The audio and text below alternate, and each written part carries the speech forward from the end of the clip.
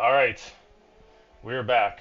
I just got to just drop down because Manon is not Nova, and we just gotta. There we go.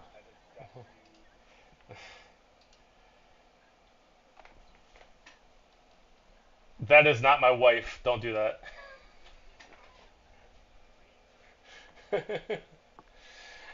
uh, I just want to make sure audio is working.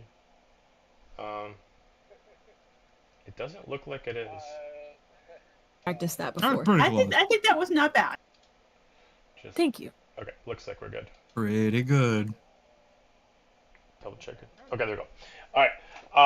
Welcome back to Nerdy Playbook. We're finally back with Wings of the Eternal Guardian after about a week or two off. A long time. Yeah.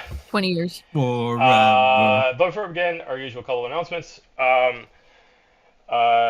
We are still partnered up with Arcane Miscellanea.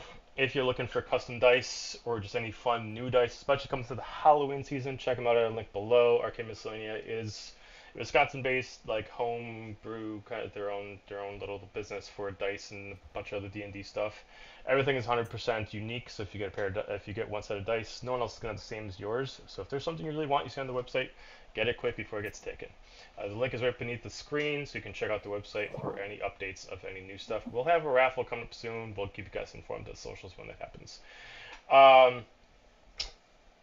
We have, if you missed it, our lovely Val ran a two-part Labyrinth adventure game one-shot that we just finished yesterday.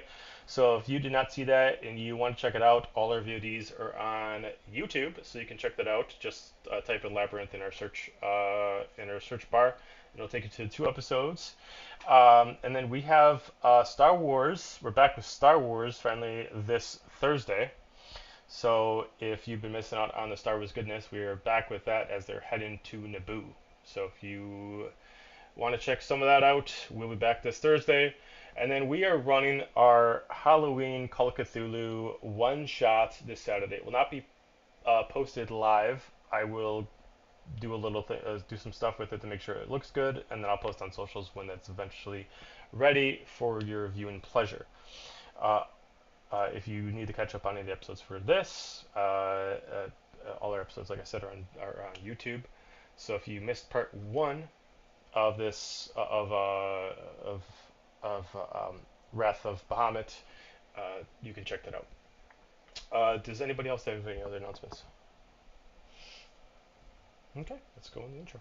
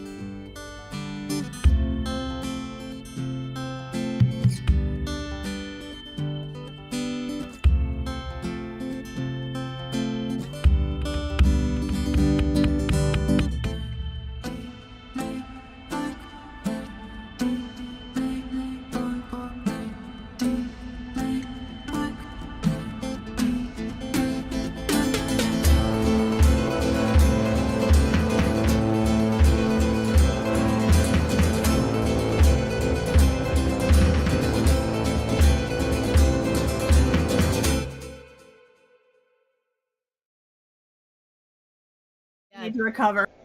All right. Poor Chris. Heavy as a head that wears a crown. All right. So, did you want to say your announcement? Hi, everyone.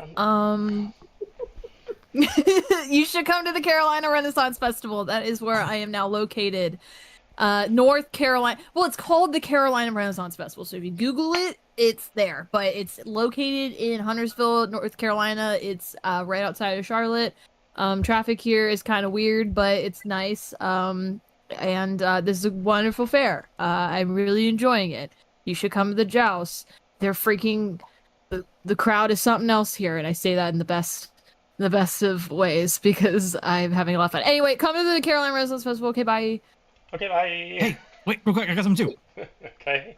No, you don't. Just real quick. Hey, if you got a lot of expendable money that you don't know what to do with, I got a place for it. You can send it over to Extra Life for me. No, I'm doing the yearly Extra Life, raise money for kids, cancer, hospital stuff. Playing for Lurie's Children's Hospital as always, 24-hour gaming, which I'm going to destroy myself as always, because as I get older, it gets harder, which is usually the opposite. But, so, if you can, I'll put a link in the chat right now.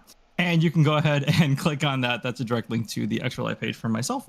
And we are raising money as always. So any donations are appreciated and I will love you forever. And if not, can't, that's okay. I still love you. Just a little bit less. Awesome. Anybody else? Okay. He won't be mad. He'll just be disappointed. I'm not mad. I'm just disappointed. That's so much worse. Also to add, I should also say, because when we were last playing D&D a couple weeks ago, we were having a lot of stream issues. I did make a couple updates. One of the things that Twitch is actually recommending is to take off I forgot what it is, but it basically, if you message us in the chat, it will be about a 15-second delay. So if you wonder why we're not responding to you, we're trying to take the weight off of the actual stream.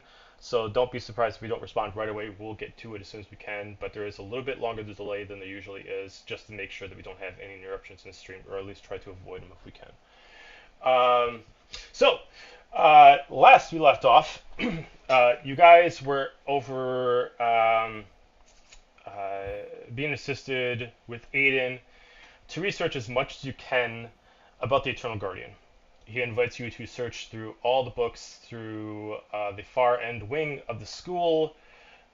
He tells you he has to go get some more information. And he leaves you in kind of like the professor's study, going through books. You're able to find out some good information about the Eternal Guardians, that there's more than just one, and there's always an Eternal Guardian at the end of every realm's timeline of sorts. But as Manon reads through one of the books, the parameters of a scripture that was actually written by the most previous Bahamut it fuses itself to her skin, and in this process creates a shockwave of psychic energy that communicates to anybody who has any link to the Eternal Guardian, and therefore the Eternal Guardian immediately makes her way post-haste to the school. As you guys start to notice the rain coming down extremely hard, and immediately a very, very outwardly storm hitting the building, you go out and you start to notice that it is dark, and you start to hear the train coming back, even though it shouldn't be arriving for at least another 10 hours. With that too, you also notice that there are soldiers, all females, that are investigating the area, killing students if they get in their way. You try to avoid Githyanki. You eventually find Fox the Druid as she tries to escort you and help you out. You guys decide to immediately sneak aboard the train to try to escape, as immediately Zier is beating the crap out of one of the actual acolytes and immediately gets thrown into the train as you guys immediately start turning on the actual conductor energy to at least let it get pulled away, as immediately Roneen casts Fog Cloud at the last, at the very end of the train itself, moving with you guys. And that's where we left off. So before I actually refer to what the enemies are doing, so the Fog Cloud has started up. Currently, right now, as you guys at least made a good check of figuring out how to operate this thing. You quick just at least put it in gear. You got the conducting rods up, so at least gets it going, but you haven't done anything further than that. It's kind of doing the bare minimum right now, which is just kind of going maybe like 100 feet per turn. There are several settings if you want to increase it, but you have no idea the parameters of what this train can handle compared to the tracks. With that, the train itself is not including the head engine. There is 8 cars itself. Each car is specifically meant for seating. This is not a storage train. and therefore, and I'll quick switch it so you guys can at least see what the inside of the train looks like. This is the inside of the train. So each individual cart looks like this, minus the engine itself. So 5, 10, 15, 20, 25, 30, 35, 40. About like 90 feet per cart. Currently at its speed, it's not going so fast that like you have to be inside. If someone wants to actually get on top of the train and be a badass, you're more than welcome to do so. But obviously, as it increases speed, then checks will have to be taken into account for you to be able to stay on the train. But as of right now, if you guys look around, you immediately do see that you can't see everything behind you because the fog cloud is there. But you do see around you that maybe for like the next 5 minutes, you're in open space before it eventually goes into a tunnel. You have no idea how long the tunnel is, but you officially have left the actual terminal, the train station within the school. You got about 5-ish minutes, depending on how you control the speed, either up or down, of time between that and the tunnel itself.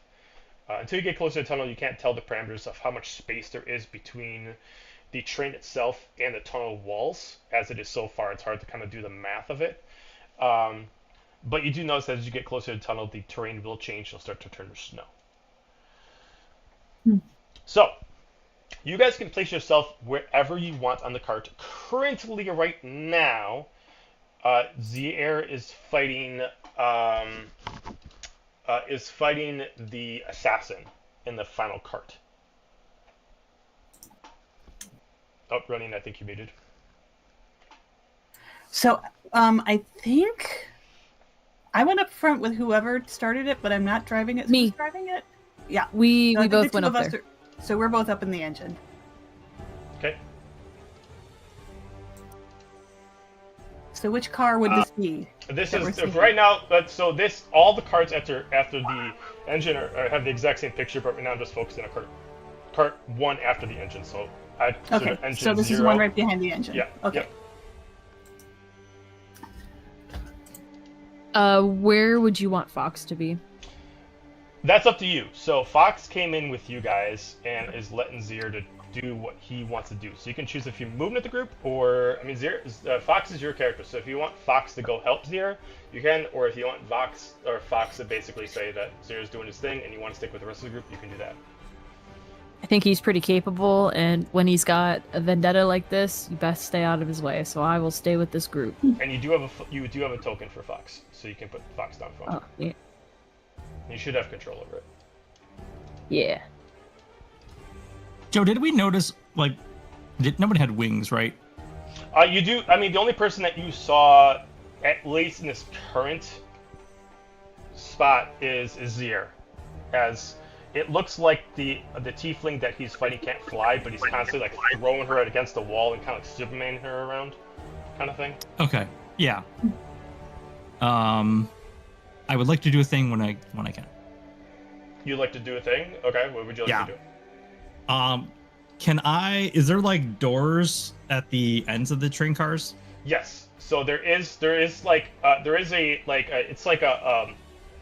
the doors themselves don't lock. They kind of like move with the motion of the train, and there's about a 5-foot gap between, but it isn't easy to like just walk over to get to the next track. Cool. I'm gonna go out that little space and look down. Is there a connector? Yeah, it's just like the hook part, and it's just. Is there a lever?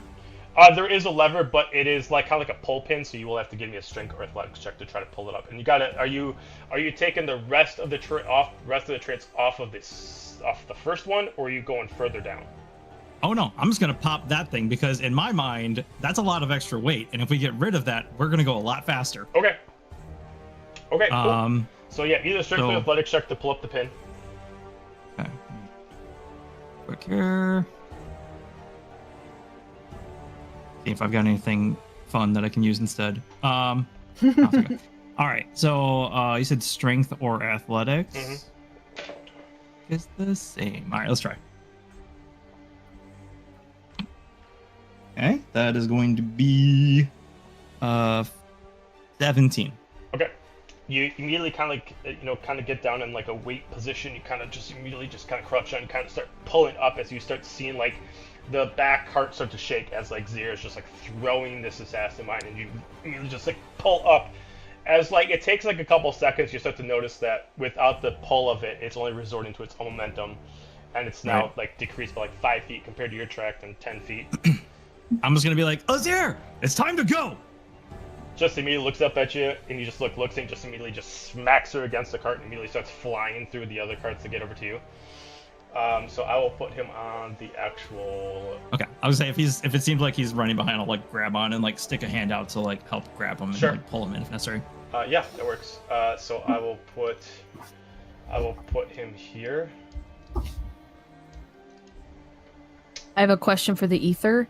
One is the angel chick lady in this cart with us? And also, here, I'll put her down. So is the grimoire perchance also if she wasn't, on Bjorn this would have train? dragged her in.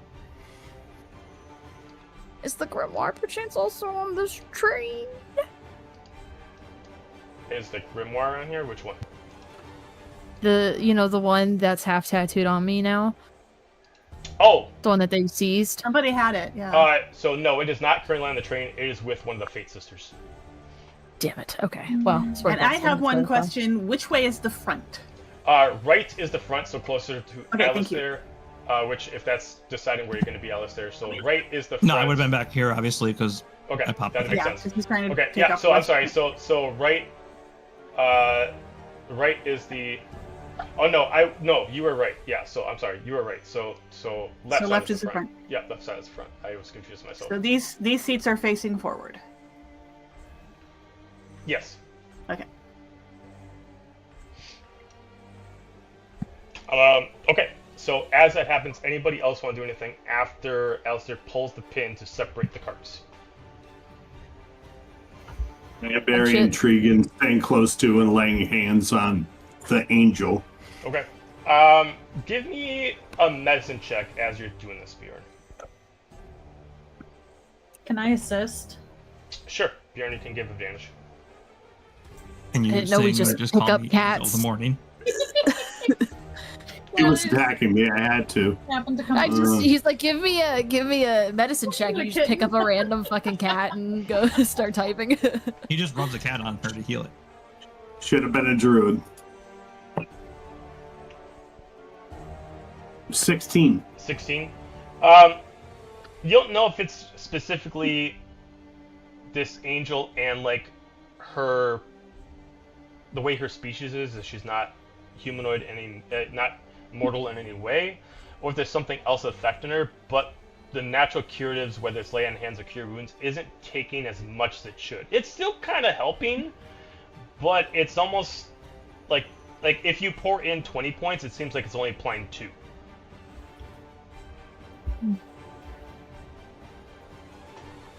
Mm-hmm. It still works, but you're not getting your value off of it, and you can tell this. You don't know why. Right now, she's conscious, but she's very incoherent. She's kind of muttering to herself, and her eyes are kind of glossed over, and she's really out of it.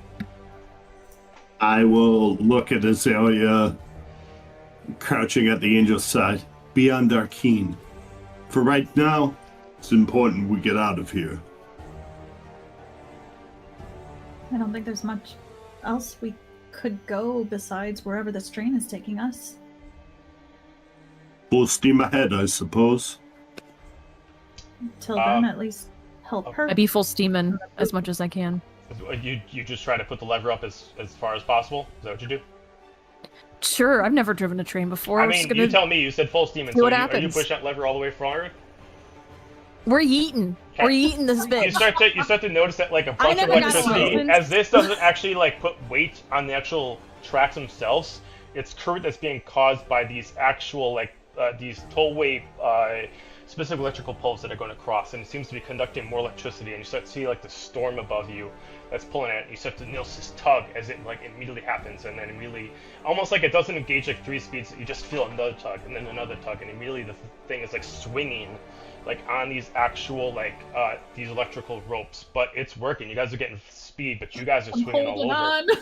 on. We're so we're not. Roneen, We're unstable as fuck, but we are I'm- going faster. I'm looking at while she's like just shoving the pole the handle forward. I'm looking at seeing if I can make heads or tails of any of the rest of the controls to like see if I can stabilize this somehow. okay, go ahead and give me an investigation check or perception check on the controls. That will be entertaining. Okay. Natural 1, you Let's figure go out with it has a turn perception. signal. Not with that die because it fell on the floor. Okay. 14. Okay. You do see that there's like a specific like set of switches all the way from like left to right, and you do notice that some of them are organized based off of like speed and like hazards, and it does like there's like a whole section of like 10 switches. They're all for maximum speed, and it's like hazard like do not like for emergency purposes only. And it looks like there's different switches you need to engage in case you do activate maximum speed with this thing, but you can't tell what switch does what.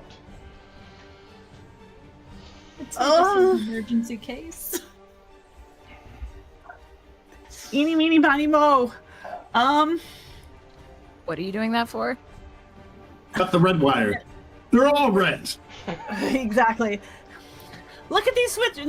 Look at these switches. I'm gonna hold that. Look at these. See if you can tell which one. These look like something should be flipped while we're going this fast. Can you tell? And I'm gonna take the stick from Manon and have her go look. Okay. So Okay. Manon, you can give me either investigation or perception check on that specific location to see if you can make heads or tails of what it wants you to do when you're going maximum speed. Okay. You said perception. Or investigation, either one. That's cocked. Fuck. I need to get a new dice tray. Okay. I liked the cocked options better. Sounds about right. Usually. Perception or investigation? We'll go with the +2 to make it a solid 11. Okay. You do see that there is like a warning of what happens if you don't activate what's called the mag rails, as the specific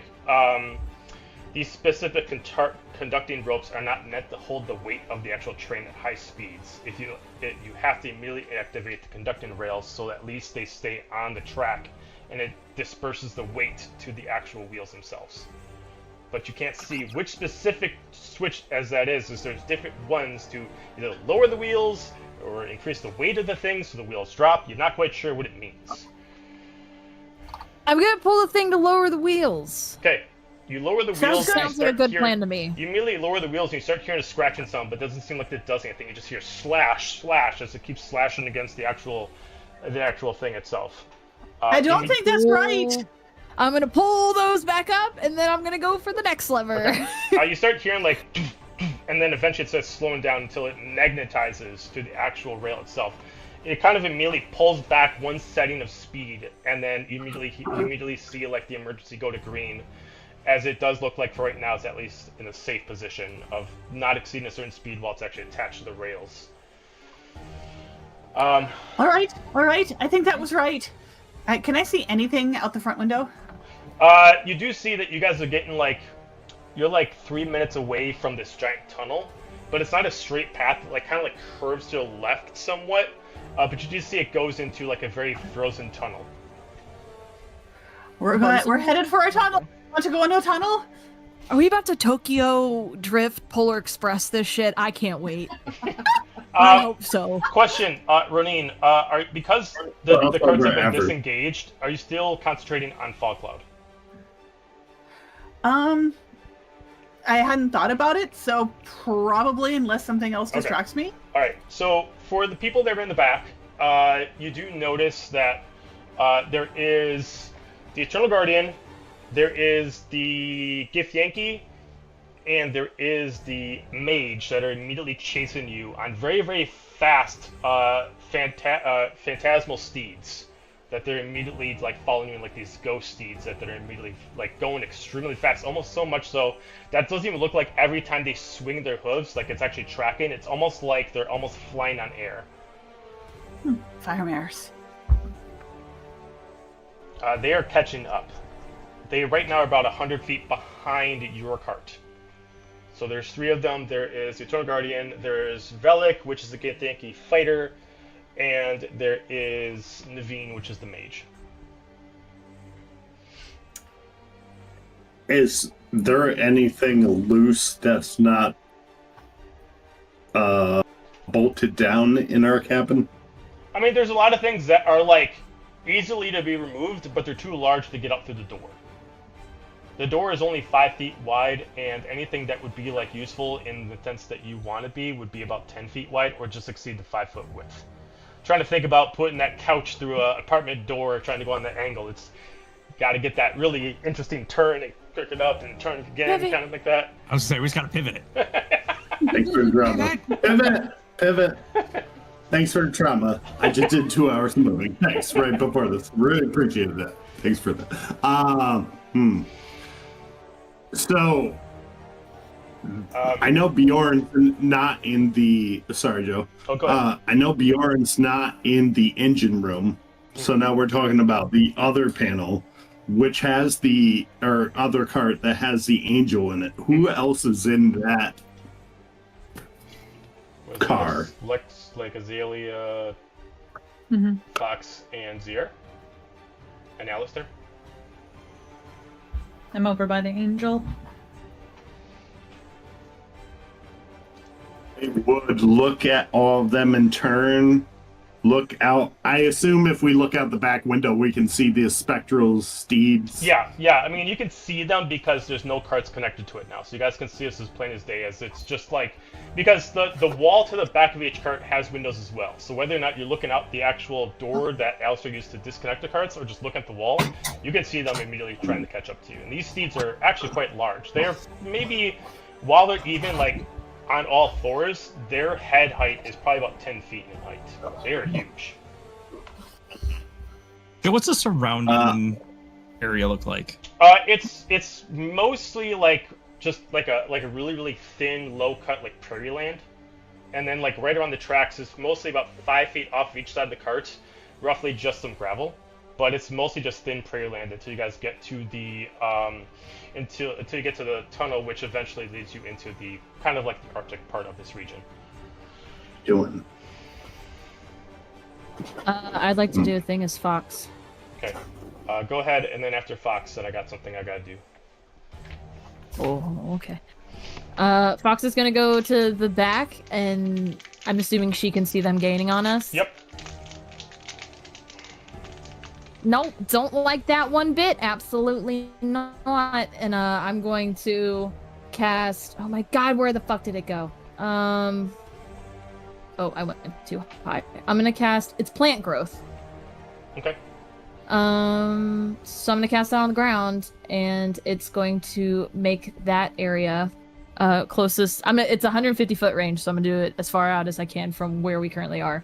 Okay. To make that area thick and overgrown and slow them down. Maybe. How wide is it? It's worth a try. It's 150 feet long, but how wide is it? How wide is it? It's 100-foot radius. 100-foot radius. Okay.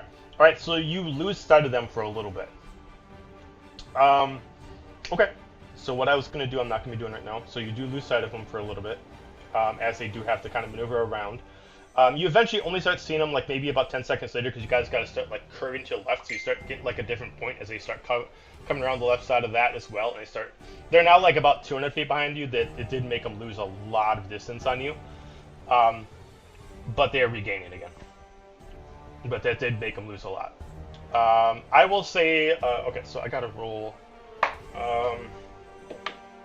Okay, in the distance, I'll say, for the people who are immediately by the back door, so like probably Fox and Alistair, you immediately start to see the eyes of the Eternal Guardian start to like glow gold, like so much so that you can see the iridescence from this far away.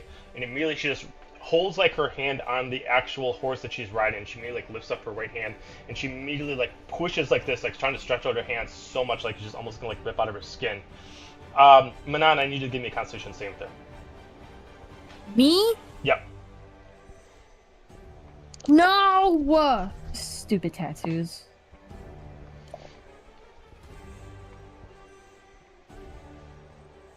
Oh, my con's pretty okay. 15. Okay. You immediately feel a sting on every letter and every scripture that's put onto you. You will take 4 points of. You're gonna take 4 points of damage. This is psychic damage. But you've dealt with a lot of pain in the past several weeks. This is something you can endure. It does not hinder you in any other ways other than just doing psychic damage. Okay. a thing. Roneen's just gonna see her gritting through her teeth. It does feel like she's trying to control you, but you're resisting it. Pure spite, baby. You alright? I think she's trying to do something, but I'm fine for now. They're officially passed over the plant growth. What? It's no longer an obstacle for me anymore.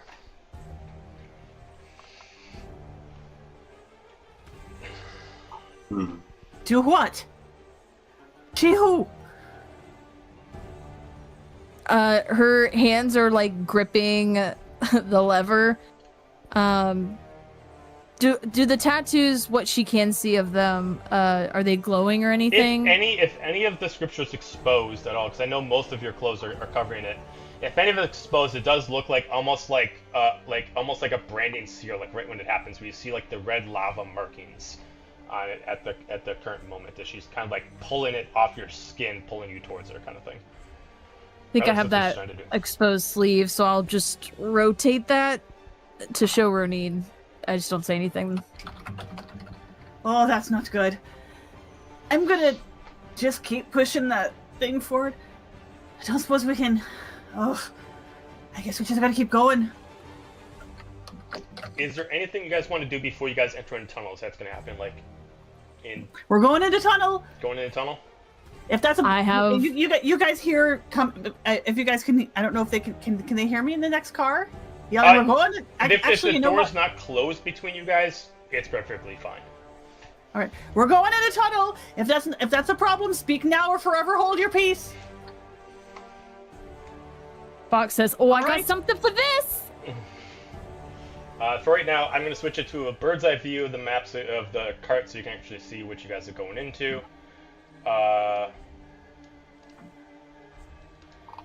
So as you enter a tunnel, you are on on a singular mag rail. The train immediately forces itself to slow down to 1 speed, as if you do derail, you do fall into what looks like hot magma. As in this tunnel, there is actually nothing beneath the mag rail other than stone, cliff, a little bit of ice, and lava. As it immediately, as an emergency function, drops it down 1 speed to make sure that you don't fall off. There is still, instead of actually having the conductor arms now straight up, they've actually kind of V'd out a little bit, as now to make sure it stays on, it is actually doing a more linear spot on the hooks to make sure that in case it does fall, there is actually a tension rod that helps it on one side convert weight from the other. Why did we slow? Oh, that's why. All right. Immediately, the front of the train, immediately you start to see 3 on each side, these barrels that are like these conducting little pylons, and immediately kind of start pushing out, and they start shooting out steam out of them as they start to shoot electricity out of it to force all the energy to come from the fronts to allow the front of the train to gain more power.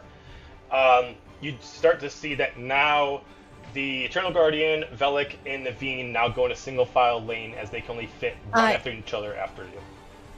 I'd like to do something as Fox. As we enter into the tunnel through the opening, I'd like to cast Wall of Thorns over the opening to seal it. Okay. I doubt that will stop them, but if I can slow them down again, I'm down. I was going to say, at the same time as Bjorn, I caught what Fox was doing, and I would like to cast Heat Metal on the rails behind us. Ooh.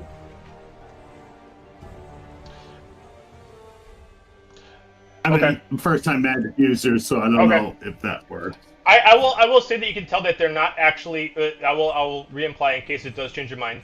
Their steeds are not actually touching the ground. If that makes any difference to you. I kind of want to fuck the rails up and make them more of an obstacle. So it's less about like damaging them and more about fucking up the rails. Okay. But I don't know how that works because it's more of an attack spell based on if. So I mean, heat metal literally just does the heat metal. Like if they're wearing armor, it would. I mean, I wouldn't really immediately as far as that motion. It wouldn't really like fuck up right away the actual. Because it's not an attack on the metal. It's more so if somebody's wearing metal up. Sure. Which I understand why you said. What's the range of it again? What's the range of heat metal? 60 feet. 60 feet. Okay. Go ahead and I'll say go ahead and do it. I've rolled to see what I'm going to do with it. Oh, great. Sounds good. And it's just on anything it's cast, right? Yeah, and I guess technically, again, it's an attack spell, so if somebody's in it doesn't really say that the iron itself or the metal itself takes 2d8, but if someone's in contact with said metal, they take 2d8 fire. I'll say because of the fire and mixing with electricity current, it really kind of creates like a subtle, like not like huge, like dangerous explosion, but kind of like has them kind of like pull back a little bit in fear of like the actual like problem with the area. You lose sight of them as you're going around a curve. As it's going around, you cannot see them. Whether or not you take that as a good thing or a bad thing, now you can't see them. But you are certain that they're still going to be behind you, but you don't see them currently. Joe, question: How big is this tunnel? As far as space that is available between the train and the walls, on the left side of the train there's about 10 feet of space, and on the right side of the train there's about 15 to 20 feet, depending on the shape of the actual wall. Above you, about 50. As the specific pylons need about 40 feet of height. Okay. You said based on like how we turn, the one side will be closer, like within 15. No, it always stays on one side. It's just because the walls aren't perfectly flat. Some of the walls might arch out more, so therefore it'd be 10 feet instead of 15 feet. But normally it's 15 feet. Okay, cool. So 10 feet on one side, 10 feet on the left, 15 feet normally on the right. Okay, so Alistair's in the back, and he just turns to Azalia. He's like, Azalia, come here, quick. And I'm going to like bust out one of those back windows real quick to get as far as I can on the side of the train and be like, the window, bonfire. And I'm going to like position my hands for burning hands out the side of the window. I'll do the same. And then in tandem try to blast the cave side so that way the snow kind of collapses in, hopefully, behind us a little bit. Okay. Instead of burning hands, I'm seeing what he's doing and I'm going to cast Thunder Wave at the side. Okay. Alright, you start to collapse. Thunderwave is not directional. Oh, yeah. Oh, is it not? Instantaneous? It's a cube going out from you. Burning hands it is. Alright, so you guys start to collapse in some of the area. At this point, as this happens, you do see them coming up again, and they immediately like halt back as they start to see that like there's now a block that they can't pass through. You do see that like through the last couple seconds of like you seeing them, you do see that they disengage the spell of their steeds, and they just kind of stand there. Anybody's at the end of the train that's watching them, give me a perception check. Oh, I got... Okay. 16. 16. And they're off their horses. I'm frozen, so I'm gonna And their roll rocker. my Does roll. Fox count? Does Fox get to roll or no? As long as Fox is back I there, am yeah. glorified Fox NPC. you can do whatever you want with Fox as long as Fox is available in the spot, yeah. 10. Okay, Fox got a natural 20, so Okay. for a total of 29. Alright, so as far as Alistair, you can see that they have disengaged a spell, and it looks like one of them is doing something that's casting some kind of spell. But you can't make heads or tails of it.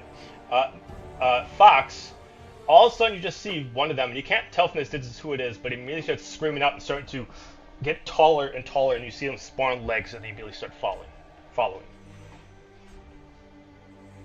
Oh, that's not good. They've got some weird shit going on here, guys. We gotta... Can we make this thing go faster? Legs? How many legs? How many legs? Wings. They spawn wings. Wings. Okay. Oh, I Even heard worse. legs. I heard legs too. I heard legs Said too. legs. More I legs. heard Oh my legs. god. It doesn't take any more than I- like 15 seconds until you start to see a large crimson and sapphire creature starting to follow you until it actually like wraps itself in its wings so it can fit in there, and it starts like crawling across the wall. So you start to see this gigantic dragon start to follow you. Fuck. That doesn't look good. As you start to see this large, like ethereal dragon, multi-tailed, tan body with like several shades of crimson for like multi-horns, and pure gold eyes staring at you. About 8 wings, each of different kind. 1 dragon wing, some ethereal angelic wings, and it is crawling really fast with like these crimson nails across the wall, trying to chase after you. And it like, so who is currently at the actual cart itself? Like who's the closest person to a lever? I am on the lever. Okay. Does this thing have a rear view mirror? Does it have a rear view mirror?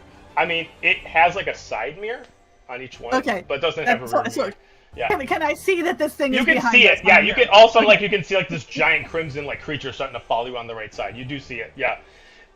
So as far as this creature is following, depending on where it is, if you're in the cart that's by, I'm gonna have you make checks for the cart to make sure it doesn't derail you. And if it does, if you take damage, or if you take damage from just being on that side. So currently it's crawling that side. It's gonna be like push its right wings against it, and it's gonna try to push them against the wall so it shoves. So everybody who is not in the actual engine cart, I need you to give me a strength check. Oh, that's my worst.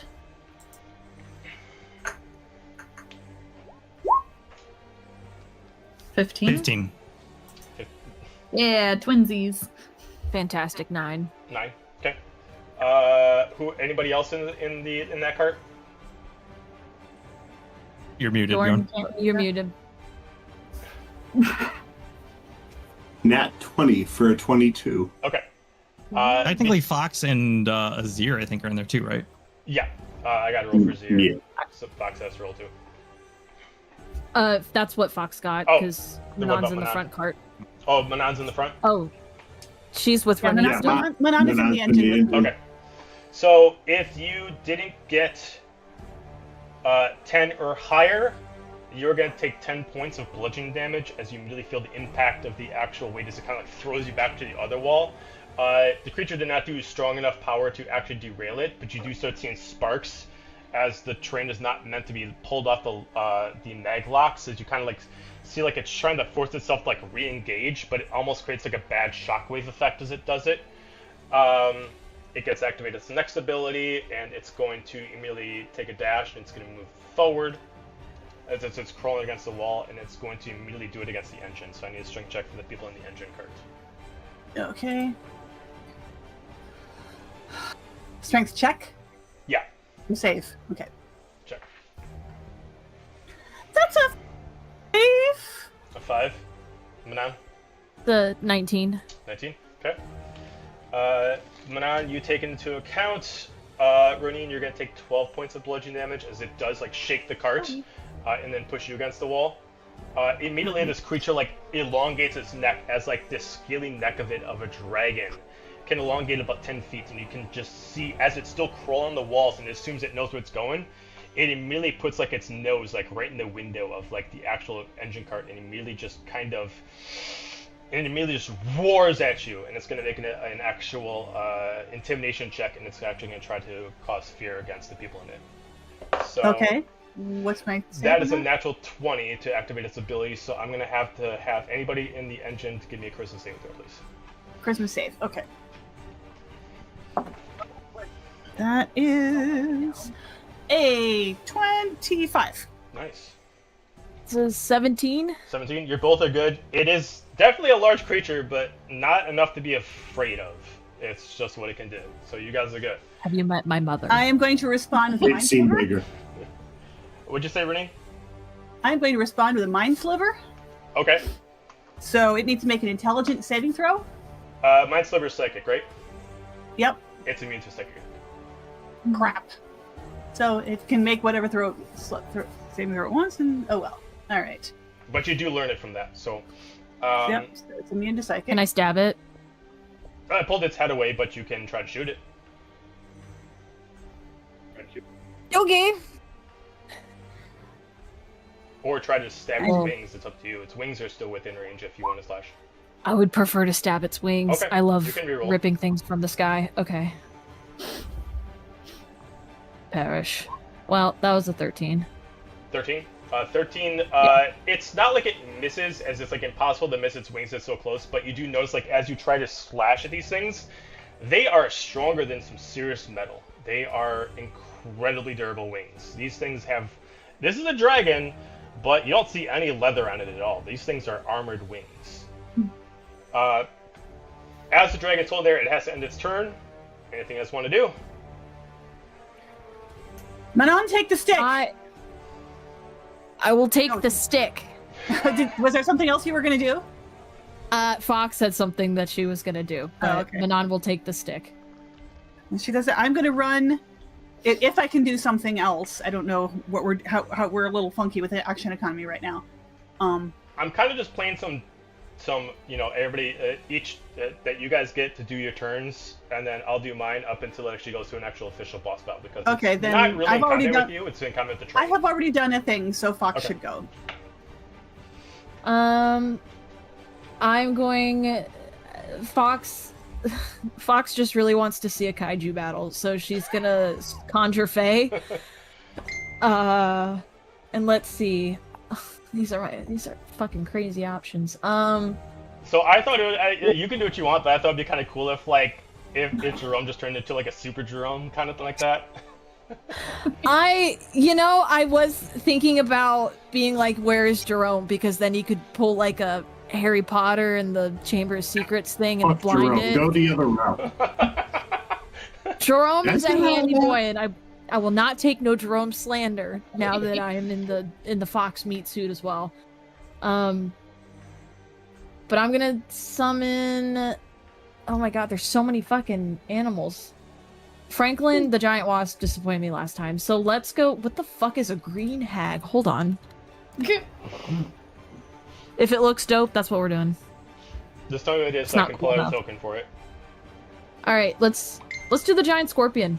Why the fuck not? All right, hang on a second. I feel like that would work for this economy.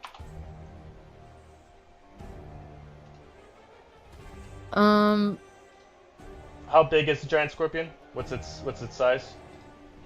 That's a wonderful fucking question. Let's find the stats for it.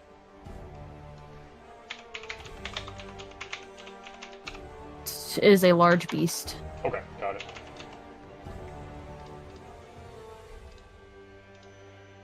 Hang on, adding it now.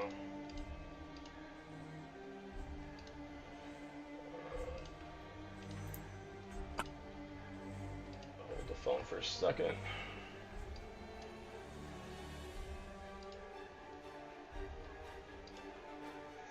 Oh, Jesus Christ, I could have chosen much more fucking terrifying shit. That's alright.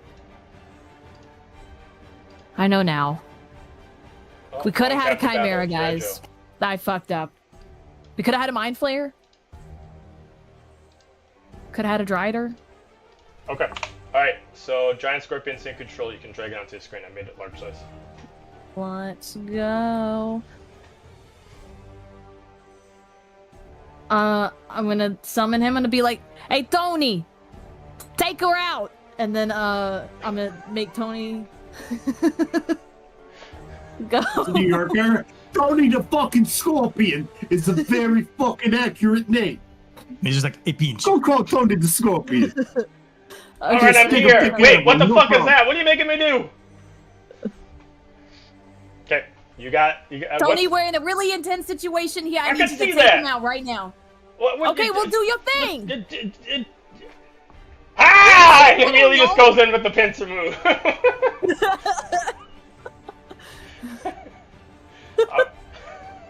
That's bullshit. I forgot. With conjure, can you still attack on that turn, or does that have to wait till your next turn? I can't remember.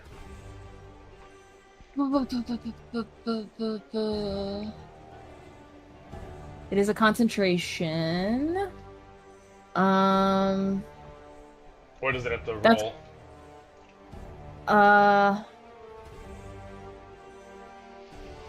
Probably has to roll if it doesn't say otherwise. Has to roll what? It probably has to roll initiative if it doesn't say otherwise. So then you can attack Yeah. with it. Okay.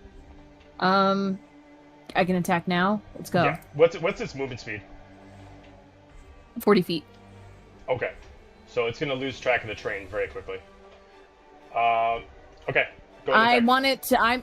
It's literally yeeting itself onto the dragon Okay. thing. So if the dragon loses speed with us, that's totally fine. I don't give a shit. Okay. Okay. We're gonna go in for our multi-attack Okay. with our claws and our stinger. Okay, we're gonna go for claw first. That's a 19. That's a hit. That is a 21. 17 plus 4. And then we'll go for our heckin' sting. Okay. Which was another 15, so that would be a 19 as well. Okay. Yep. Okay, cool. So for the claws, it needs to make a...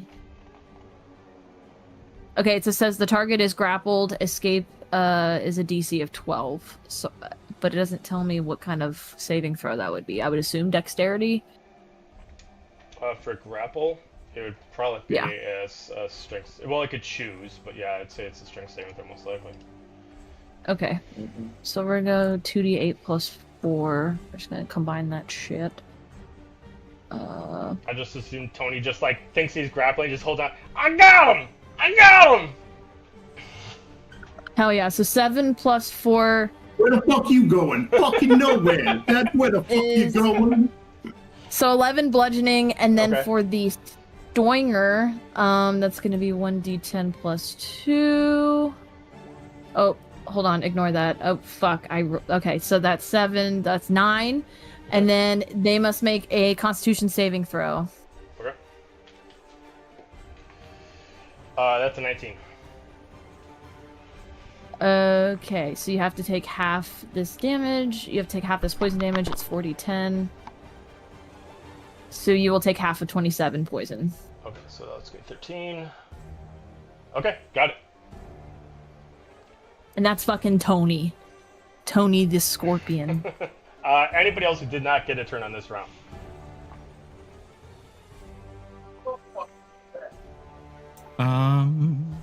Still trying to shoot Go fire ahead, at Ben. him?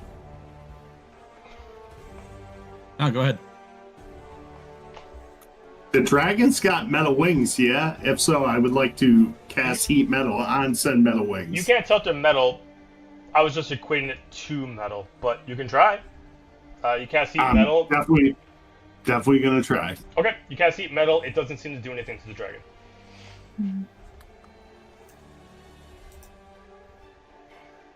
We'll look at Alistair and Azalia throwing fire out the sides and fucking... I want to call him Vinny the Scorpion, but I know it's Tony the Scorpion doing his thing. I will go back to the angel and kind of just hover over. Okay. I'm going to do a thing here, I think. I'm going to run through the train car up towards, like, the engine. I think I can only get, like, 2/3 of the way, maybe? Right now, we're not in official combat, so wherever you want to move, you can move. Oh, okay. Well, if that's the case, I want to do something kind of cool. Is there, like, a top hatch to this car or no?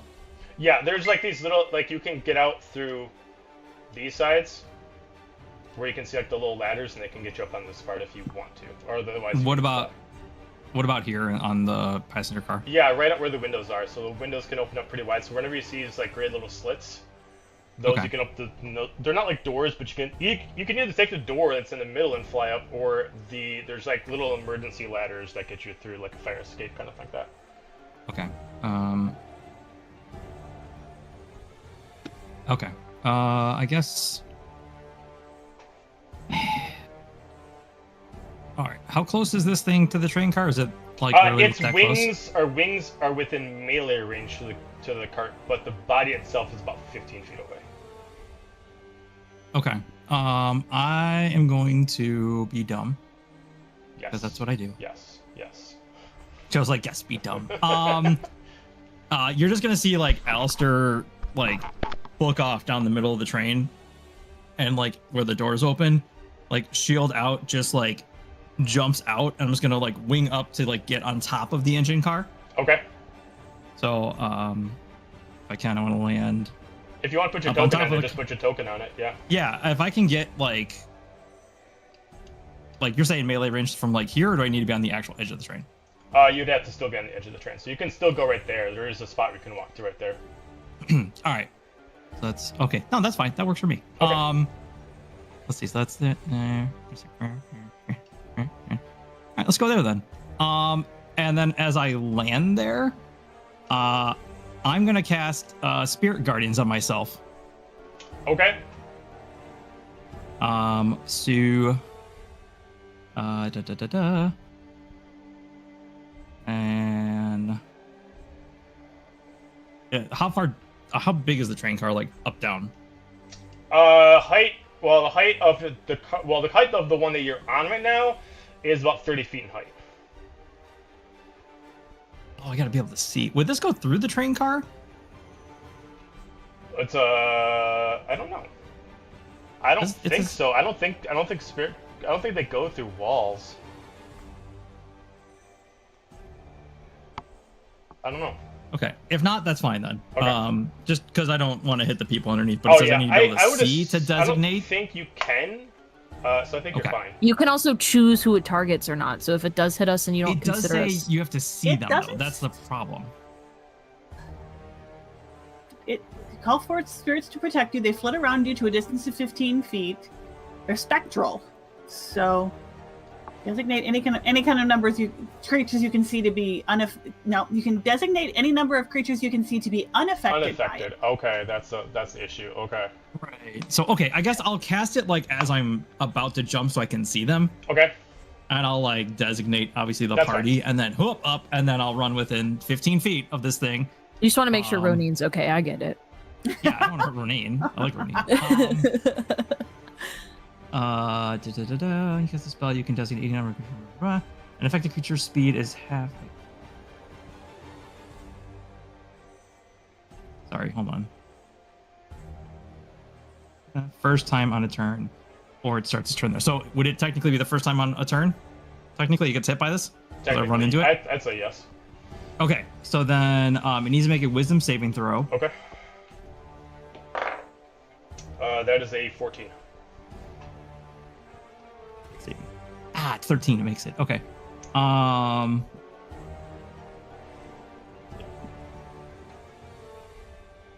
Okay, so first of all, its speed is halved anyway. Okay.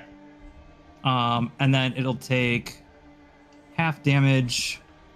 I will say it's probably radiant damage. So. Okay. That's. What? 17 radiant damage. Okay, so is that already halved or is that unhalved yet? I'm sorry, that's unhalved. So Okay, 6. so it'll be 6. Or no, 8. Right? So then you notice that it seems to even take less, so it's only going to take 4 points. You assume it's resistant to radiant. Okay, but its speed is still halved. Okay, got it. So. Cool. Okay, and then that's my turn. Okay, and whoever didn't have one yet, Azalia? I was just shooting off fire at it still. I want to try whenever its head turns around to try and blast it into its face. Whenever its head turns around? Like whenever I can see its eyes, I want to blast it towards its eyes. Oh, okay, got And it. try and obscure its view a little bit. Okay. I think the range on that's only 15 feet. I hate spells. Okay, Arcane Trickster. Yeah, I think you're right. Huh? Yeah, I the said, okay, Trickster, Arcane yeah. Trickster. Yeah. Yeah, it is 15 feet. Screw spells. I give up on that. I'm going to shoot it with a crossbow. Okay. Hit for a 29. Whoops, I knocked over my microphone. I'm sorry. And then... Will you roll? Please? roll. It's not gonna roll damage. Okay. Fun. And I just exited out. Do you want to come back to me? I'm having technical difficulties. that's fine. I'm sorry. So I think everybody had theirs. So it goes to the creature's turn as it starts to slow down its speed due to the train. It starts doing that. You start to see it roar as it's all of its like veins and all its muscles start to glow silver until its eyes glow pure gold, and it's going to transform. But its size is going to shrink as it's going to immediately land on top of the train. It's going to transform back to its normal form.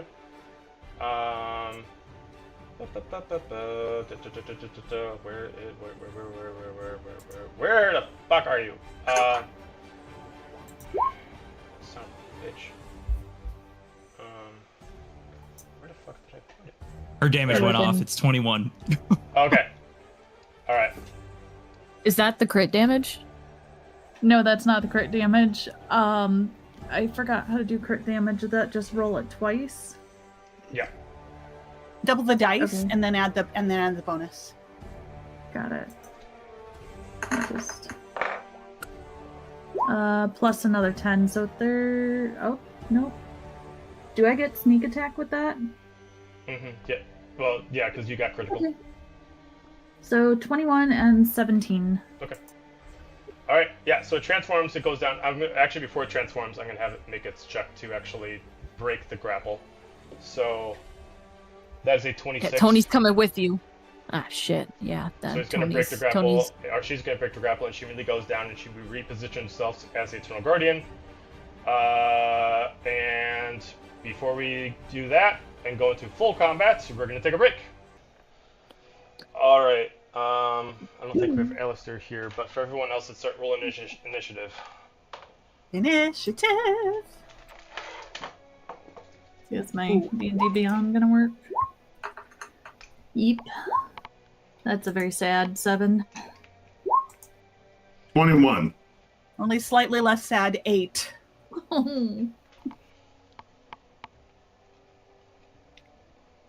Anybody else get a 20 or higher? Okay. Alright, don't forget the roll initiative for Tony. Oh, shit. My boy. 15 or higher. I'm fucking gonna forget fucking Tony. Hold on. Let me roll Yours that really has to quick. be. You roll for both Fox and Manon. Yes, Fox got a 16. Okay. Anybody else get a 15 or higher, or is it just Fox? Okay, so then it goes Fox into the air. 10 or higher. Manon? Manon got an 11, and Tony got a 10.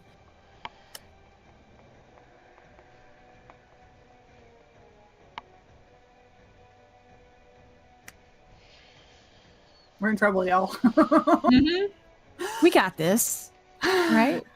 Yeah. Don't use those words. They're a curse. Those are not good words.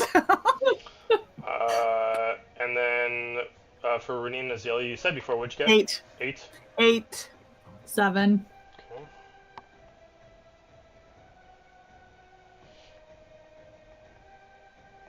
I'll add in Alistair once he gets back.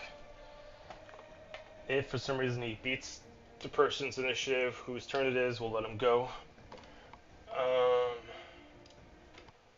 Hang on 1 second. Let me just quick. For some reason it's not letting me pull up the character sheet right now for the Eternal Guardian, so I am trying to load it back in. Because, you know, why not? Why would it work for me? That is an entirely unreasonable expectation.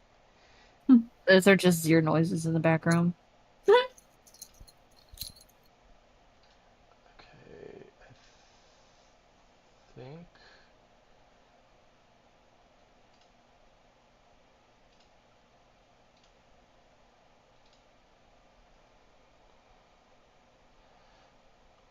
Okay.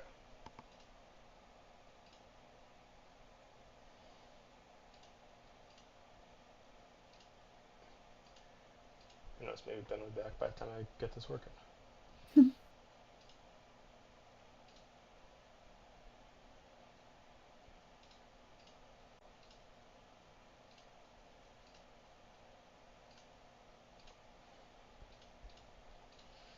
Okay, in the meantime, we're gonna play I Spy the Kitty in the background.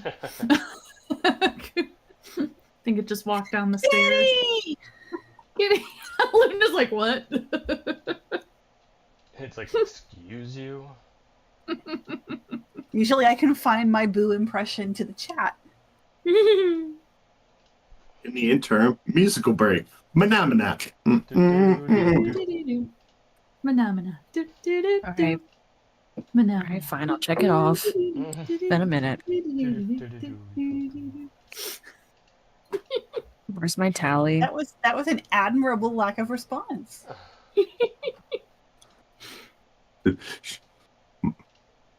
Marked it down in spite.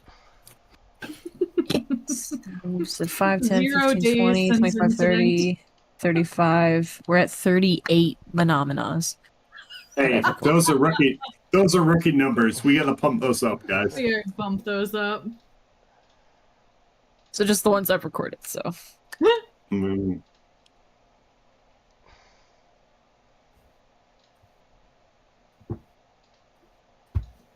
Somewhere, Amber's in an airport going, Madamina. Okay. I don't really know why. Fill that back, so we're gonna have to start off.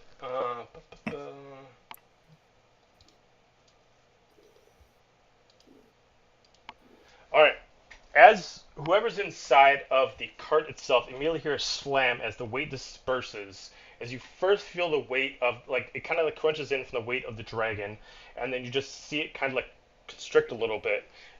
As for Alistair and Tony, you do see it turns into the Eternal Guardian in her true form, as she immediately just randomly just summons, without actually pulling out a sheet, just summons this kind of great sword rapier combo that kind of has like this diamond cross over the actual guard, and she immediately just positions.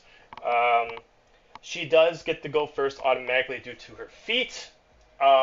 So she's gonna immediately look at Tony, and she's just going to immediately cast Eldritch Blast. Not Tony. Tony, that is a 17 against Tony.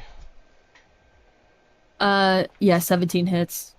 Hang on, let me pour out all my dice. Oh god, no, not Tony. Audacity. Alright, so that is...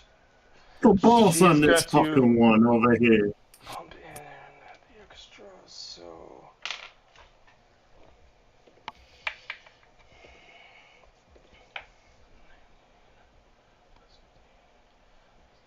That is 34 points of force damage, and she's going to use the Grasp of Vidar to actually pull Tony closer to her.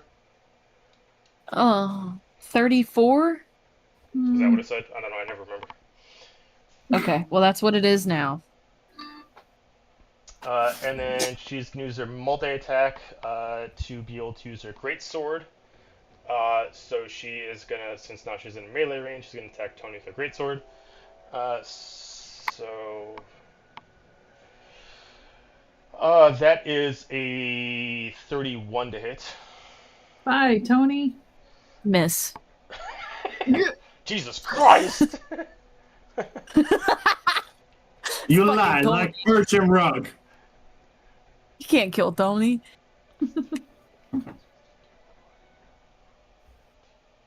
That is 32 points of slashing damage. Tony is sleeping with the fishes. Tony is gone for a long drive. Why did Jesus Christ? He only had 18 Yeah, I bet you do. You know No, what? it Actually, ain't no. enough. She does see Alistair, and she gives like a look to Alistair of a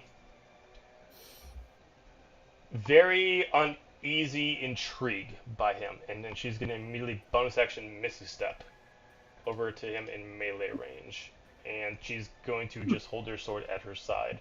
Doesn't even care about Guardian. She does not have a shield.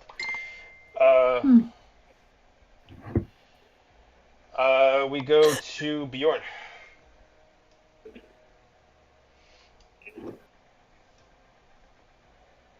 So I'm inside the train, so You're I inside really the don't have train, any yeah. idea what's going on. I'm gonna chill by the angel and just, Cool. yeah. All right. We go to Fox the Druid. Jeremy, you just saw a giant dragon out the window, and you're not concerned? You're just gonna fucking chill? Tony's dead, alright? Not Tony! Get your ass into gear! I fucking didn't even know Tony. Who the fuck is You Tony? just I heard got a no loud fucking crash idea. on the roof, and you're not gonna do anything? You're not gonna investigate? Yeah, but then it jumped over to another roof. So So not it's my not your circus, problem not my anymore. monkeys. Your friends are in there. You fucking say friends. I'd like to say more acquaintances. No, Alright. Manon will remember that. I don't know what I'm doing. She's in the fucking other train. Yeah. What about you? Fucking butt kick. Well- Wait, yeah. What character is next on the roster? Fox. Okay. All right. So the energy's matched. All right. Fucking audacity. Well, I feel my druid senses are tingling. So also my heart just shattered into a million bits as Tony dissipated again. So I'm gonna use my cool druid moves. You know what? Yeah, let's do it. Let's fucking go. Y'all are gonna see me run. Y'all gonna see Fox run and jump out this way. If I can ping, and she's gonna wild shape into a giant vulture and fly up and land right here. Fuck! Alright, give me a second. Sorry. By the way, while you're doing that, I realized as we were talking about Fox rolling for familiars, I completely forgot to roll for Biscuit. She rolled a 10. Okay, I believe then that would put right after Tony. Got a 4 True. Sorry A about that. true got a New, 4? Okay, at New least that doesn't Jersey change anything. file shape. You rolled as good as the rest of us. Alright, so we need a giant vulture. This looks AKA pretty New Jersey badass. housewife. You put a druid in this game, sir. You gotta have all the critters. This picture looks pretty dope. They look pretty sick. I'm not an avid vulture fan, just like a regular vulture fan. But this is a pretty good picture.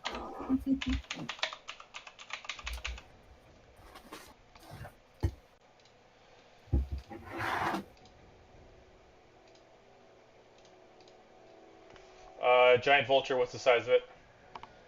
Is a large creature, Large creature? large beast.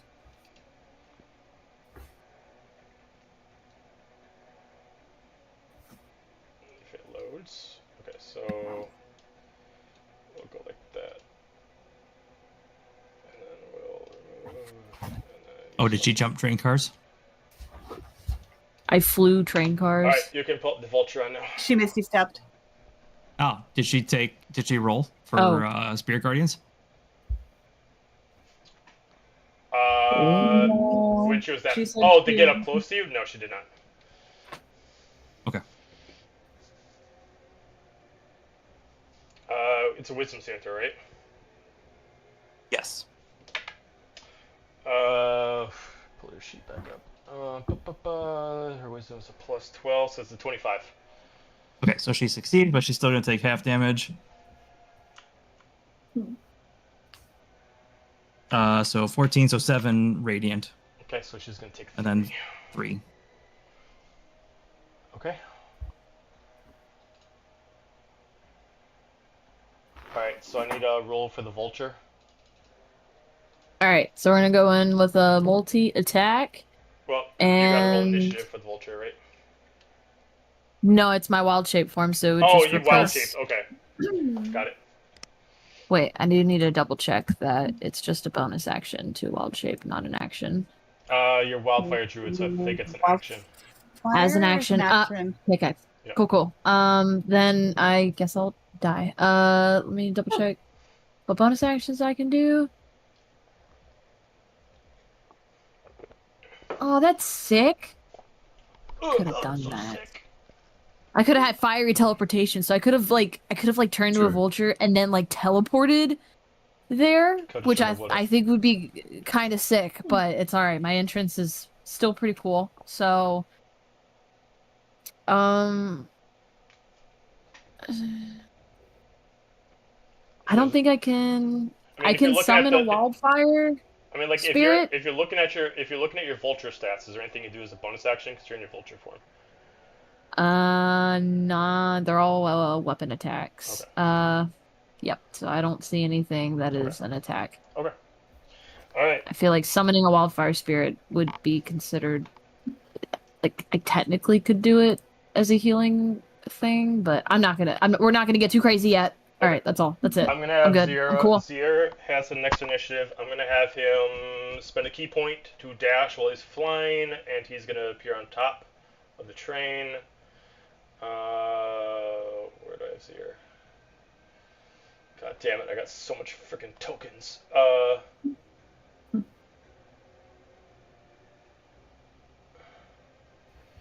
do I do this to myself? Oh, there we go.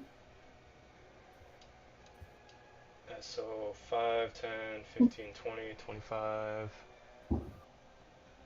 So, oh, he doesn't even need to fucking do it. Okay, he can just make it because of his fucking movement speed as a monk. And then I'm gonna have him do flurry of blows. So I'm gonna.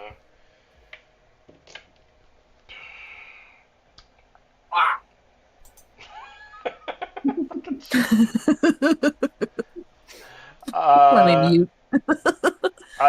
She does block the sword as he does get it, but it just is one short, and then he's gonna do it again for his extra attack, and it is a miss. So we're gonna go to Manon.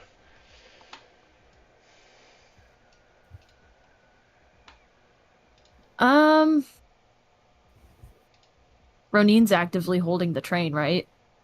That's what we decided. Yeah, because I was going to tell you to take the stick, and then we backtracked that and went to Fox's because I had already done stuff that turn. Okay, so you still have the stick? I do still have the stick. So I did not do the yelling at you to take it yet. Awesome. I'm climbing out the window. Have fun with the stick. I will be. I'm gonna climb out the window and climb my way up to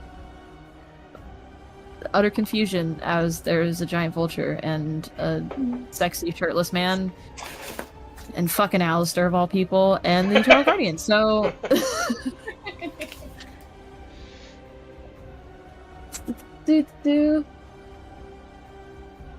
where am I? Oh, there I am. Where am I? Where are you?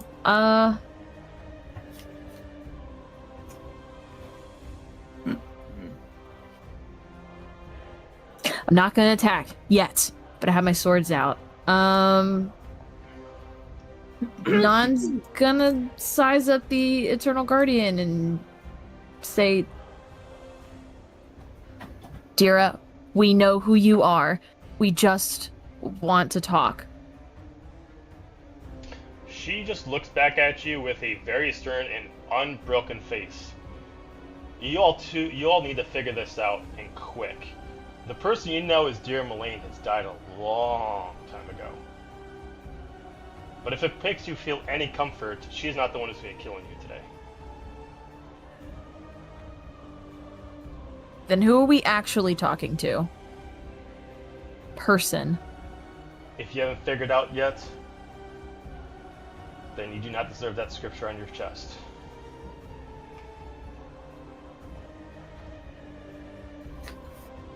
It's not like I want it. Can I hit her, or is that gonna use up all my turn? No, you just talked, it's fine.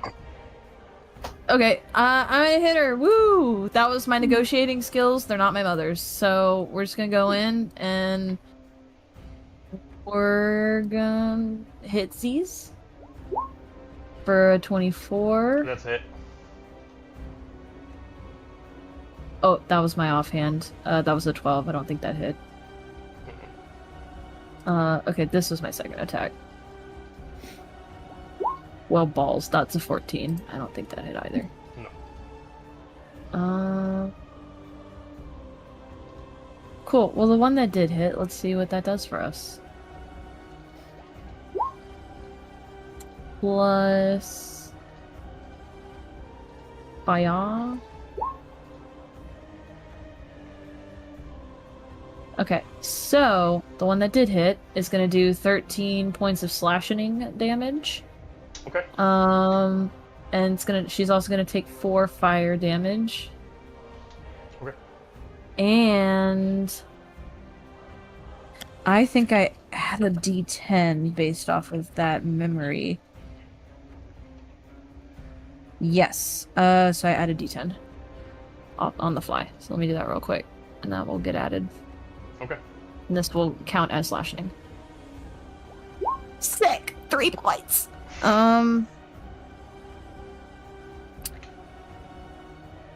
Anything else I want to do? Nope, that's Manon's turn. I am gonna move here though. No, I'm not gonna move there. I'm gonna move there. All right, I guess I have to stay by Alistair. That's it. That's all I'm doing. Okay. We go to Biscuit. So, how hard is this stick to hold? Can a 40-pound otter do it? Yeah, I mean, it doesn't require strength. It's just a lever. It doesn't even need to be really held. It's just, if you don't hold it, it could possibly change its own direction based off what the train wants to do. So someone just needs to make sure it just doesn't re-engage to a different setting. Okay, Biscuit's gonna hold the stick. Okay, that's fine. Cool. Yep. All right, then we go to Roneen. All right. Bonus action, clicky boots. Let's mark that. Charge off and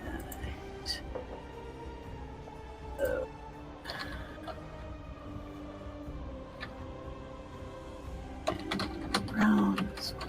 Okay, and then I am going to. Where exactly inside the train is the stick at? Is it about this place? Because I see. It's about right here. Here? Okay. Yeah. So 5, 10, 15, 20. So I'm going to first run out the back door, expecting. I'm not sure what happened to the dragon, but I'm expecting to see it at least back on the. Good God, there's a lot of character things there. Where are we? Okay, there we are. And I'm going to go out the back door of the engine, and I do not see a dragon. Fuck, they can go invisible now. God damn it. There's a fucking dragon. And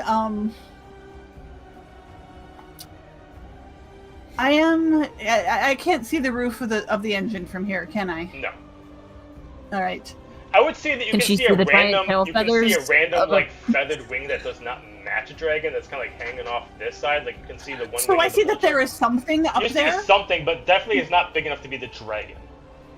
Okay, but there's something up there. Yeah, you can definitely see the wing because I'm assuming that the wings are just kind of the wind's pushing them back, so you can see the feathers kind of dragging across. So if I continue into the doorway into this car, can I see the You can see the vulture. How much of the roof? I can see the vulture. What the fuck? All right, that was, let's see, 10, 20, so 5, 10, 20, 25, 30, 35, 40. Okay, so I've got another 15 feet. You said the top of the train is like 30 feet up? Yeah. Okay, then I'm not going to be able to climb that. To imply, I should. When I was answering the question, I was answering for this one. The engine car is higher. The top of this train is 20 feet high. Okay. I am going to start climbing. Let's see, I have 15 feet left. Hang on.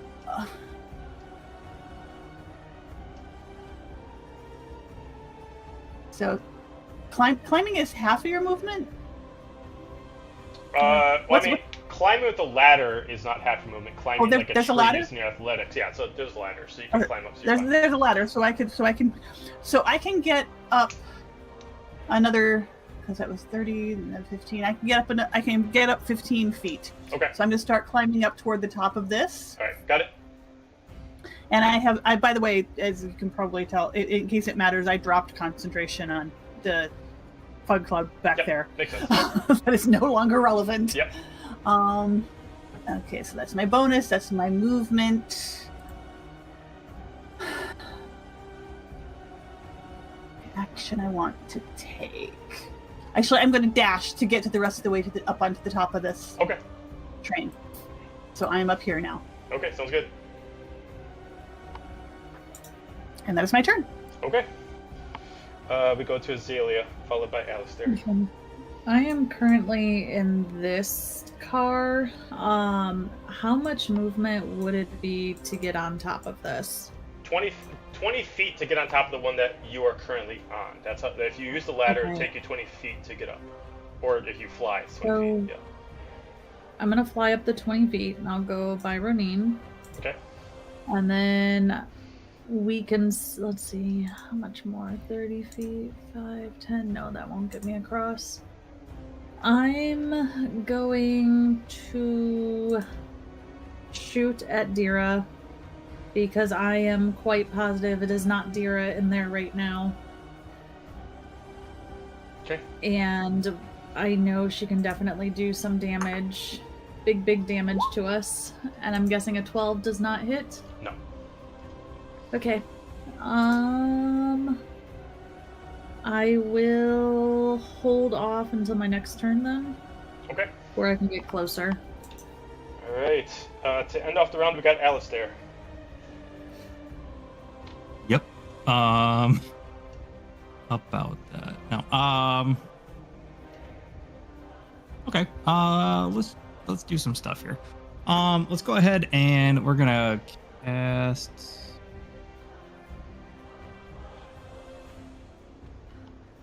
Okay, cool. Spirit weapon is not concentration. So let's go ahead and cast spirit weapon. So let's drop that there.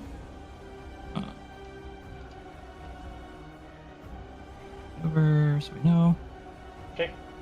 Put the little gear mo on him. So I'll drop that there, and then that's my bonus action for that, and then I would like to try. No, let's do this. I'm gonna try.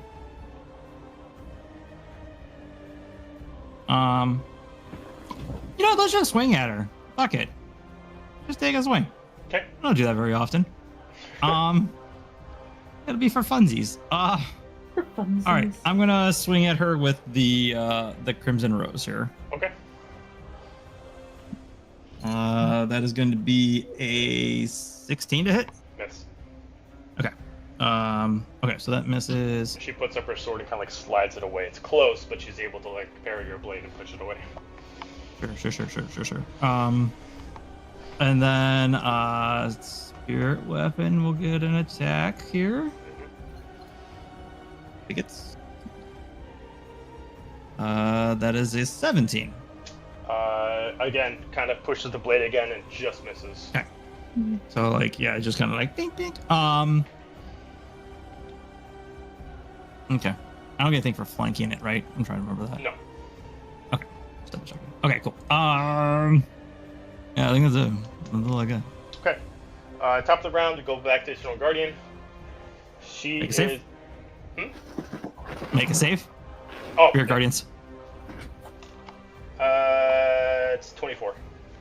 Okay. So she'll take.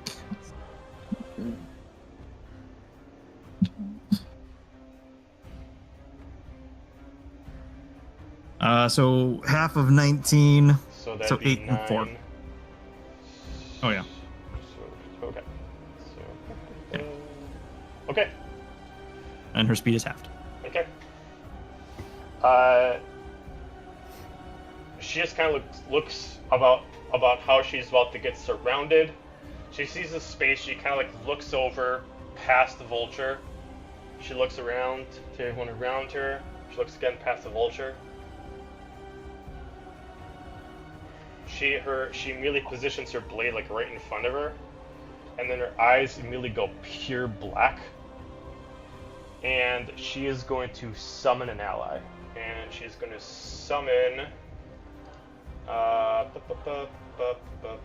She's going to summon Naveen. Oh, that should not be there. There we go.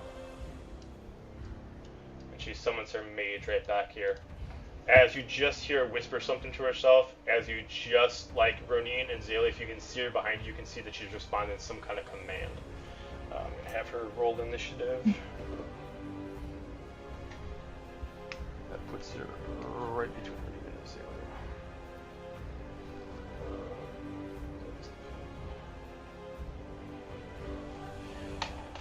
Okay, so is her action to summon. She is going to bonus action.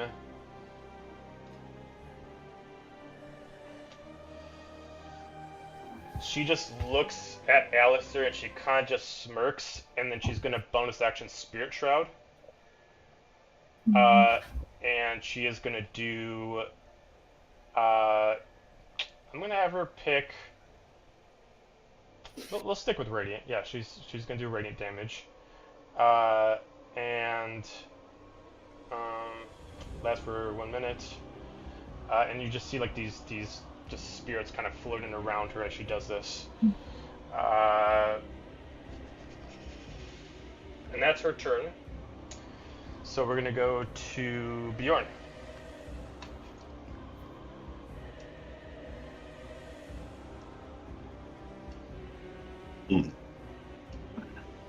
Saw everybody else go outside and up, so I will do the same. Okay. Where's Bjorn?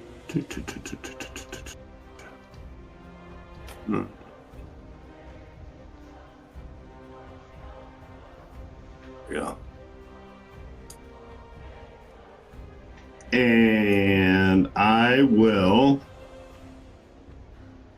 Fuck it, let's burn those spell slots. I will cast Hold Person on her summoned ally, so they have to make a wisdom saving throw, please. DC of 15. That is a 17. Son of a bitch. So, never mind. I can do it as a bonus action. Probably not.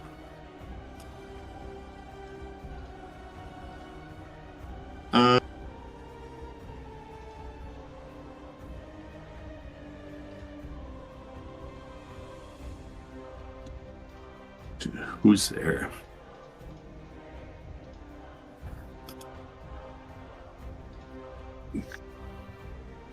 As a bonus action, I would like to give Roneen a bardic inspiration. So you have a D6, Roneen. And I will end my turn there. Thank you kindly. Fox the Druid. Oh shit. I hate the Eternal Guardian, but Fox hates this fucking bitch more. So we've reprogrammed. We're getting the fuck over here. Gonna land right here. I'm gonna beat her ass. If there's an ally within 5 feet of her, I get advantage on my attacks, and Bjorn is conveniently located. So thank you, Bjorn. So And a friend to the feathered fiends. thank God for Bless the you. advantage, because that was a natural one. Okay, that's better. Fuck, no, I just lost my die. Okay, I'll find it later. That was a 17 plus 4. 21 for the beak attack. Oh yeah, that's it. Okay. The advantage. That's a 15 with the talons. Okay, she takes 15 points of damage. Oh, no, that's the talon attack to hit. And then I'll do damage for both. Oh, you're rolling to hit for both. Yeah. Okay, so hang on 1 second. So what was it for the second one then? I thought it was just damage you were doing. 15 to Oh, hit. That's a miss then. Okay, so I'll roll 2d4 plus 2.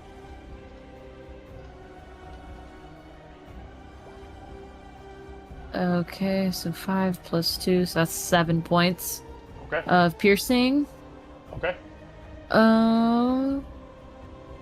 And that's all I can do as a vulture in that turn. Okay. Then we go to we go to Zir. So Zir is going to have the same instinct. He's going to spend the key point to disengage. And he's going to fly 5, 10, 15, 20, 35, 40, 45. About there is as far as you can go. And I don't think he can do anything ranged. No, he's gonna end his turn there. Go to Manon. Manon is getting attacked by this dog. Hello. Hi, good sir. Hold on. Mommy's gotta fight. Go in with the good old sword attack. The natural 20! Oh shit. Okay. I'm just gonna roll to hit again. Alright, well that was a 12. So the natural 20's got us going. Mm-hmm. And offhand real quick. Okay, you hit so good in the beginning and then just don't. Alright, so natural 20 it is.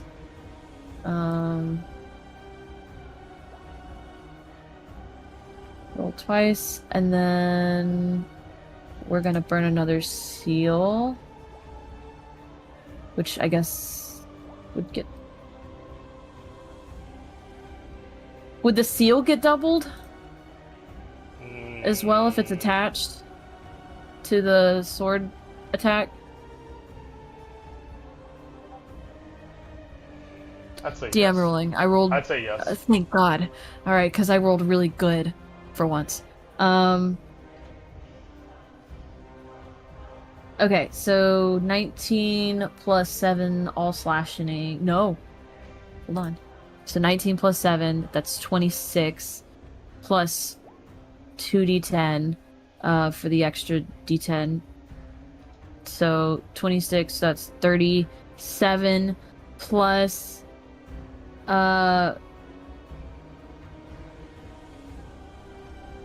21 fire damage. Okay, got it. She's already hurt. Cool. And then I'm moving here, and after I hit her, and we're gonna ignore the 2 misses I had after that, I'm just gonna look at... I don't know if you hear Chuck in the background, sorry. And I'll look at her and be like, are we ready to talk? Or are we gonna keep fighting every single time? She just looks at you and she just kind of smiles. You know, I will be honest, I would love to find out how you actually survived the Far Realm, but orders are orders, so yeah. How Manon survived the Far Realm? Oh, I thought you were talking as Fox. No, this is all the Guardian. No, Oh, this you're is talking to the Manon's Guardian. turn. Oh yeah, then she Yeah, doesn't this respond is then. Ouch. Okay. Alright, well that's my turn. Okay. We go to Biscuit. Biscuit is very determinedly driving the train and kind of shaking in her little non-existent boots. Fair. Okay. We go to Roneen. Okay, Roneen is like, fuck. And I do not have a line of sight on Guardian, so I'm going to kind of go over to this corner so I can have it. Okay. Not that far. I do not want to fall off the side. And let's see. I still have, yes, bonus action. We are going to summon the big floppe. I can find it. There it is. Right here behind her. And Okay. the big flop, the weird tentacle growing out of the train goes floppy attack. And we're gonna put the. All right, so that is we're gonna put our mojo in that. That's gonna be a 17 to hit. Miss. Oh well. So much for my inspiration, but that's okay. And then for action, we're going to fire off a couple of Eldritch Blasts.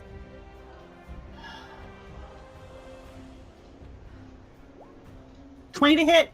20's a hit. All right, and that one is working class 20, and that is for 10.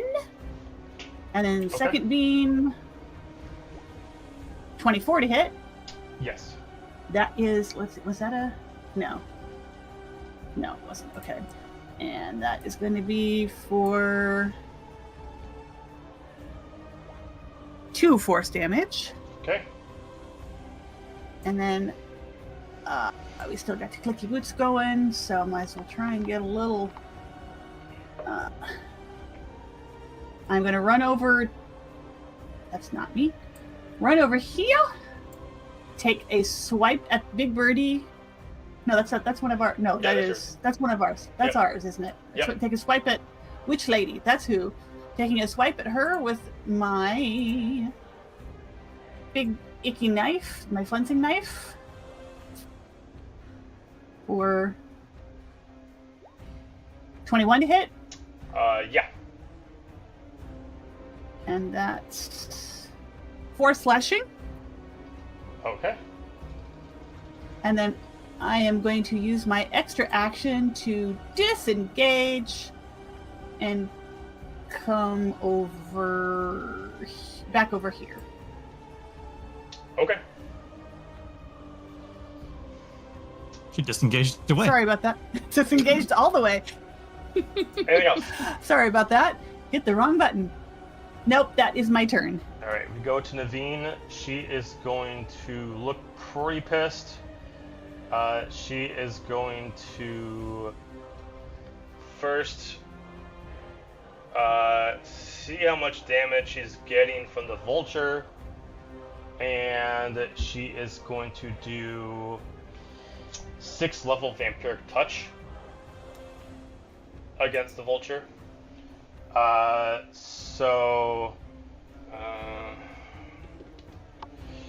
That is a 26 to hit. Oh yeah, that hits. That hits. That is 30 points of necrotic damage. Oh, say less. I'm back into boring fox form. Okay. And then she's ending her turn there. We're gonna go to Azalia, followed by Alistair. I'm gonna pop on up here, and I'm gonna hit her with the twin star necrotic short sword. Hopefully, spooky 20 to hit. That's a hit. Okay, are you gonna roll damage? You are. So 17. 7 is necrotic, 10 is piercing, and I know I ask this all the time. I promise one day I'll remember. Do I get sneak attack since she's being flanked? Yeah, well, as a rogue, you are, yeah. Okay. Which would So also then give you an total- advantage on your attack. Oh, so I'm just gonna roll again. and see if I get a Flanking nat gives the 20. rogue advantage, which would give you sneak attack because you have advantage. Okay. Well, it wasn't a nat 20, so we'll go with 31 total damage. Okay. And then with my offhand, I'm gonna take my dagger and stab with advantage. They were both 17s for a total of 21. I can't count. 24. 8 piercing, 13 sneak. Oh, so 21 damage. And Total. you only get sneak attack for one of them, so you don't get to do. Okay, so 8 damage total. Okay. Okay. She's And then hurting that again. is all I can do. So I'll end my turn there. Alistair. Okay. Do I need to make a save or anything? Because I actually cast something. Oh, yes, thank you. God, I'm burning like so many characters right now. So... The Guardian Spirit Shroud or something? Yeah, Spirit Shroud. Nope, it's just extra damage I deal to a person that I attack. Copy. Okay. Then let's just get this out of the way, I think. It just, Here. but you do get 10 feet reduced speed being in her presence. Okay. We reduce each other's speed. Mhm. Touche, lady. I think it just can attack. Oh, it's okay. This has my bonus. All right, so I'm gonna make my spirit weapon attack just real quick here. Okay. An 18 to hit. That is what you need. Whew, thank God. All right. It's gonna be 3 force damage. Okay. I believe that's force, right? Yeah. Okay. 4 damage. Okay. And then here, just try, I guess. Let's do a first level inflict wounds on her. Okay. Roll for that. See if I hit.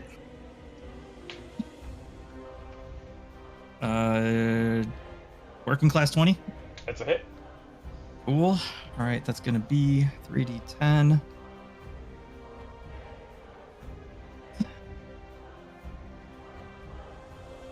So 13 points of necrotic damage.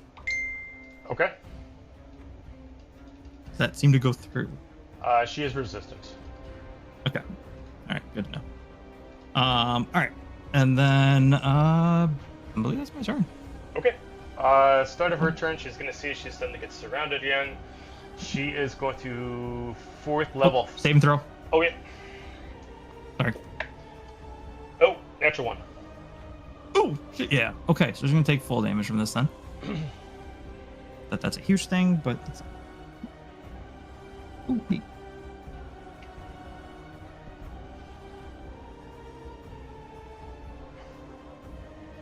Okay.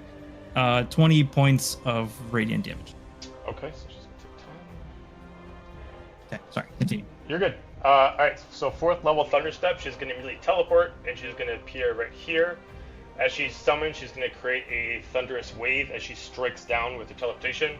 For Azalia, Bjorn, and I'm gonna have to roll for Zier. You're gonna have to give me Constitution saving throws for this, please.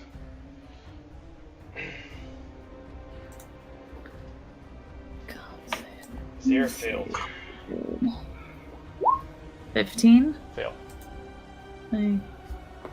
I failed with a big old 2. Okay, so con saving throw 19 for this, so you guys are gonna take 40-10 thunder damage. Oh, great. Love that. That's wonderful. Love that journey. So you're gonna take 29 points of thunder damage as she strikes back down. So you guys are gonna take that as well because I only got a 7.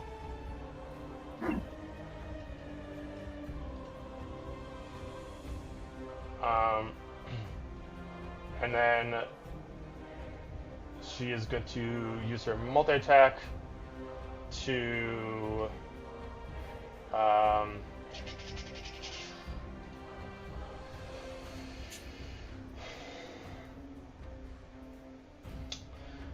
she is going to immediately have her eyes glow silver, and she is going to immediately strike up her left hand, and she's going to summon Moonbeam directly on Azalia. Great. Where the fuck did it go? Okay, there it is.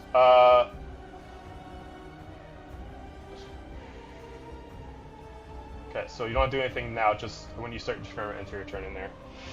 So a beam starts aiming right on you, Azalia. And then she is going to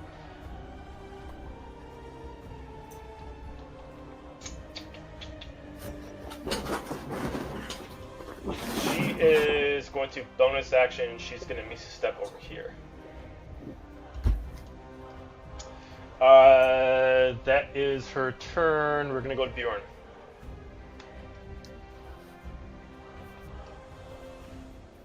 Oh, that sucked. I am going to see Azalia and kind of slide underneath her wings and attack the ally right in front of her. First with my scimitar. 13 to hit. Miss. Son of a biscuit eating bulldog. Try one more time. How about an 18 to hit? That's it. Sweet. So that will be... I'm going to use... Do I get sneak attack? No. Yes? Well, Because I have what an level ally are you? at 5 feet. I am a level 5. You're a level 5 rogue? Oh, well, excuse me. I'm a level 1 rogue. Then no. Okay. Then...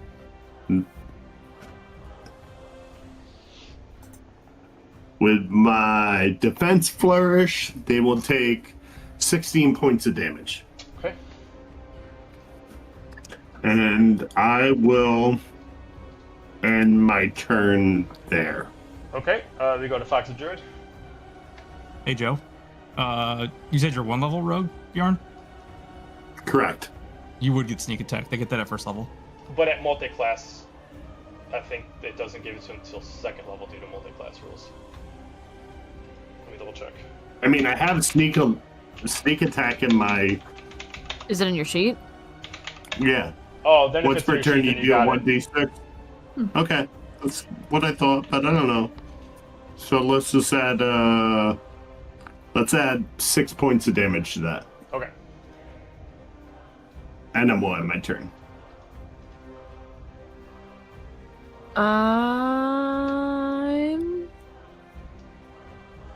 I'm gonna Cone of Cold this bitch. The Guardian. Immediately as you do that, defended the Eternal Guardian, you're going to get counterspelled, and she is going to pump in a for the counterspell. She's going to counterspell at she's going to counterspell at 6th level. Fuck. So yeah. So I was going at 5th level. So I don't roll. It just doesn't work, right? Correct. Okay. Well, let me see what else I can do. So she expends that.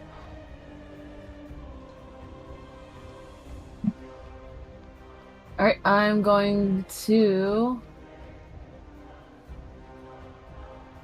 Yeah, I'm going to, as a bonus action, summon my Wildfire Spirit. So I have a cute little Wildfire Spirit, and it will take its turn immediately after me. Wait, hold on. Suppose your initiative count, but the only action it takes on its turn is the dodge action, unless you take a bonus action on your turn to command it to take one of the actions in the stat block. Okay, that makes sense. Alright, so then I will just summon it for now. I'm just gonna put a little fox down. If I can find her. And then I'll just put a little fire next to it. You're going to do what? I'm summoning a little fire spirit Oh, okay. that I can use as a bonus action. But I can only summon it this turn. So we're Okay. just gonna summon him there. And I'll put a little emoji on it so you know that's the fire one. Okay. And that is Fox's turn. Alright, we're going to go Zir. He's going to immediately run in, and he's going to do Flurry of Blows. He's going to use his short sword. He's going to use his short sword first, actually, and then he's going to do Flurry of Blows. So he is going to roll the hit. That is a 28, which does so. That is 10 points of damage against her. And then he's going to Flurry Blows. Which which that is a 26. So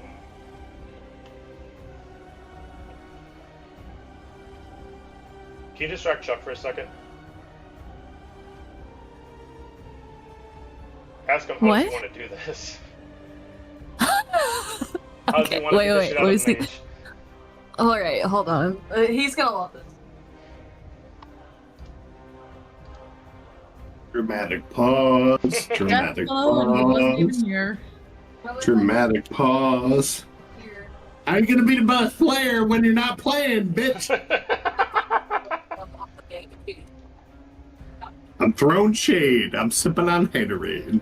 Drinking that haterade. Oh, not only am I gonna look so cool, but what? I don't even need to play. I win D&D even when I don't play. This shirtless fuck. No. Okay. Oh god, he's being very detailed.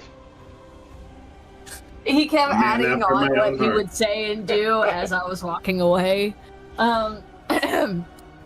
So Zir would like to grab her head with his hands, twist it so she rotates 90 degrees and her face bends the other way, and then rip her head off of her body. I'm sorry, is this Call Mortal her a Kombat? bitch.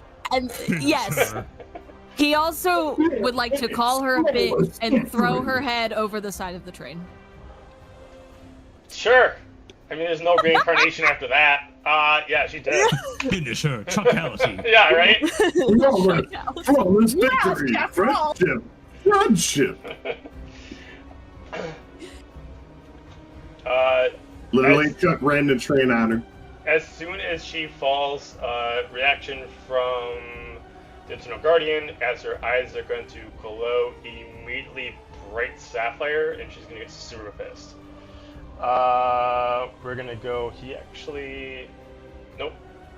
That's all, yeah, that's all you can do. So we're going to go to Manon. Ah, shit.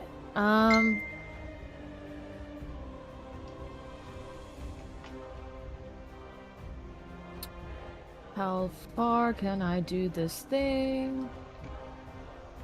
30 feet of me. Alright, so hold please. How far can I get? Alright. So I'm gonna climb to here because I don't think I can I get to here and then jump? Well, okay, so the train is moving in a certain direction, so the speed and the wind would work in your favor. So you could jump your movement speed because of how fast the train is going. Just make it okay. If that it was would going the opposite direction, I'd say no, but because the wind, the motion would work in your favor. okay. So I will Keep that, jump man, go to on. there, and I am going to use my Devastator ability. So as an action. Oh wait, fuck! I have to make a weapon attack. Okay, but I can. That's part of the action. Okay. You can choose 3 willing creatures you can see within 30 feet of you. Each creature you choose can use a reaction to make a weapon attack or cast a damage-dealing cantrip with a casting time of 1 action. So I'm gonna burn that. I'm gonna go for a crossbow attack.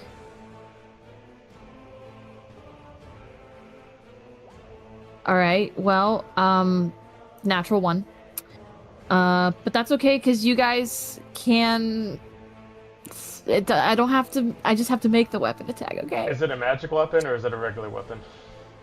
It's a magic weapon. Okay, it loses its magical properties for 3 rounds. I mean, that's fine. It was radiant, so it's not like it fucking matters anyway. But... okay, well, the good news... That's true.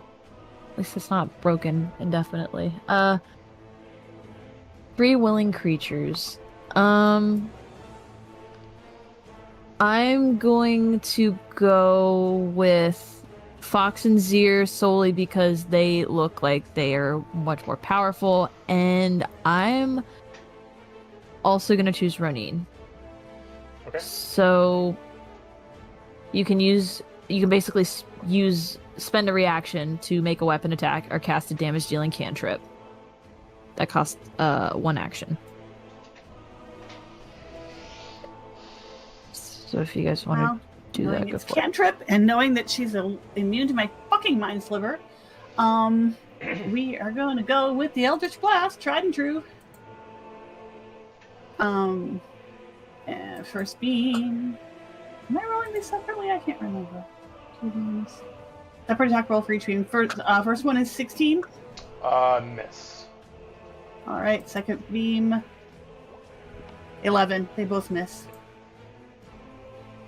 Okay, who's next? Sorry to waste This your is- gift. It's okay. Because I wasted it. Also, I did Fox, forgetting that she doesn't have a damage-dealing cantrip, and also has no ranged weapon, so that was useless. She just turns around and looks at Manon like, "The fuck am I gonna do?" So it's on to Zir. If you have a damage-dealing cantrip or a ranged weapon, which I don't know if you do, this might have been completely useless. Zir. Let me double check to see if he has anything that can do ranged.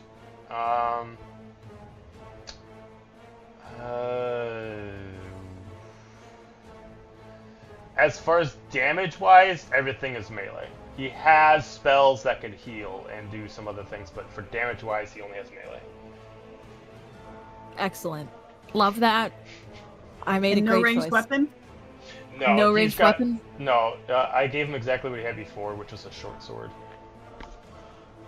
He could chuck it. God damn it. Cool. Manon does that, and and nothing happens. And she just looks at Roneen tried, all right, but Zir and Fox didn't fucking do shit. So Manon just looks at them like that John Travolta meme, where it's just like, and I can't do anything for a bonus action, so that will be Manon's turn. It was Okay. super great. Biscuit.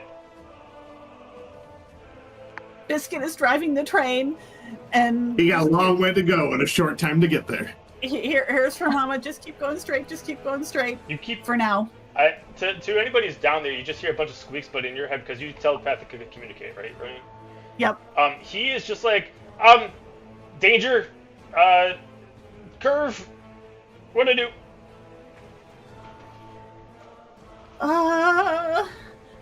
Follow the track. Follow the track. You just start hearing like a bunch of switches She going can't- on. Yeah, she can't see where we're going, Okay. and she doesn't know what she's doing. So, Okay. All right. I'm not sure if she even knows that there's a curve because I don't know if she can see out the front. I mean, if She's you only like 3 feet tall, high. well, I'm assuming that she's on the control like console, Okay. holding the trigger, so Okay. therefore she can see out the window. Okay. Okay. Roneen. All right. I am going to. Well, for starters, I am going to. Let's see. Do I have something I want to do with the bonus action first? I don't think so. Nope. Okay. So we are gonna ice knife this bitch. So that is 17 to hit. God damn it. Miss. But she still takes 2/6 cold damage. Okay. So that's gonna be 5 cold. Okay. We're gonna follow that up. I'm just gonna move up a little bit, and what the fuck? I'm just gonna use my extra action to chuck a dagger at her, because why the fuck not? For a whopping 10, that's a miss. And I hear Biscuit panicking in my head, so that was 5. So 5, 10, 50. How far down is the ladder again? On the one that you are, that's 20 feet. 20 feet. So 5, 10, 30. So I can get this far back inside the engine. I am going to head back for the controls and see if I can see what Biscuit is talking about. But I'm going to get about this far. Okay. I would say just before you do that, because you do turn around, you can see what Biscuit is kind of talking about by just like looking forward. You can see that like the tunnel ahead is starting to like curve very, very sharp. And if you go down there and you look at what Biscuit, there's like an alarm that's like reduced speed, otherwise a possibility of like derailing. Okay, can I reach the anything? Actually, no. I'm just going to keep that in mind. Okay. And it's then still when a it little gets bit back up. around, It's just Biscuit's warning you Okay. about it. yeah, when it gets back around to Biscuit's turn, I'm going to have her pull back on the Okay. stick and slow us down. Okay. That's my. Okay. Let's see. Naveen's out. So we go to Azalia. I'm going to say actually, Azalia, you are going to notice at the beginning of your turn that there's a couple things that just randomly grab your attention, and I don't know if everybody else is noticing it. But it's starting to get extremely warm in here, and you can't figure out why because you're in the colder region. It's almost like the magma's kind of like either it's getting higher or it's just like igniting a little bit more than it should. And you're starting to notice that even the candlelights within the train are starting to flicker.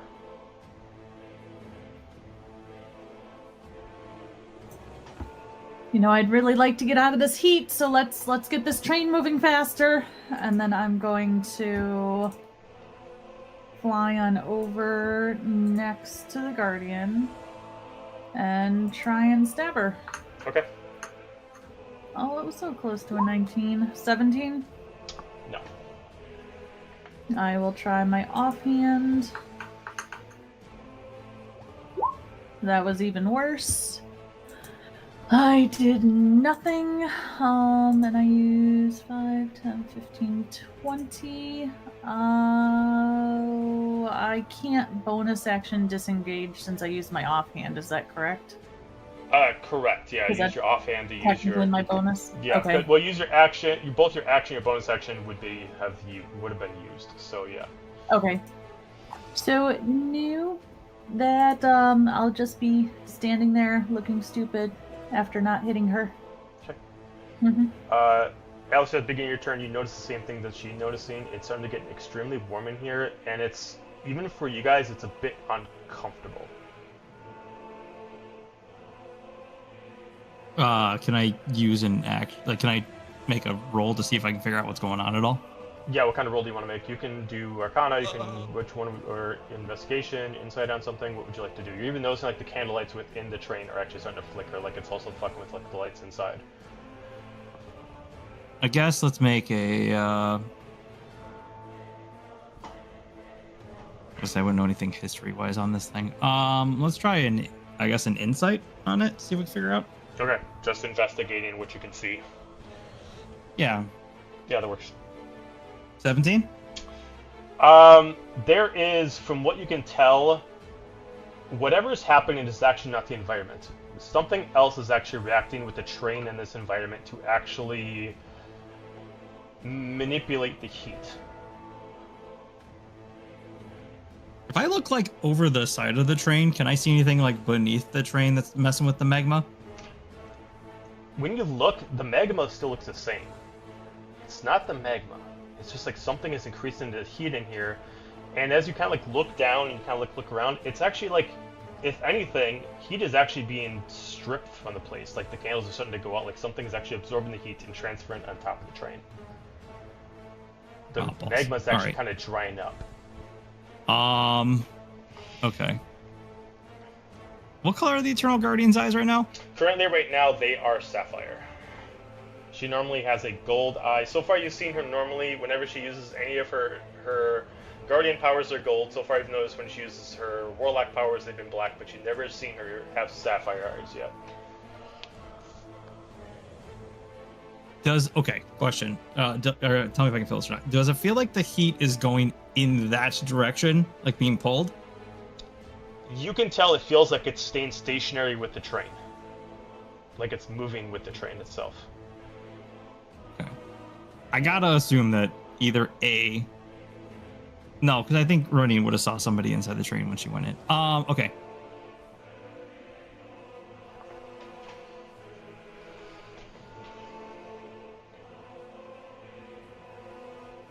Okay.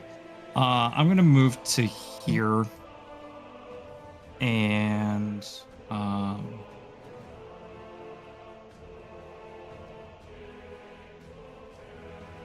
sorry. New information changes things. 60. Oh. Okay. Let me use a bonus action to use Healing Word on Azalia. For nice 9 healing. Thanks. And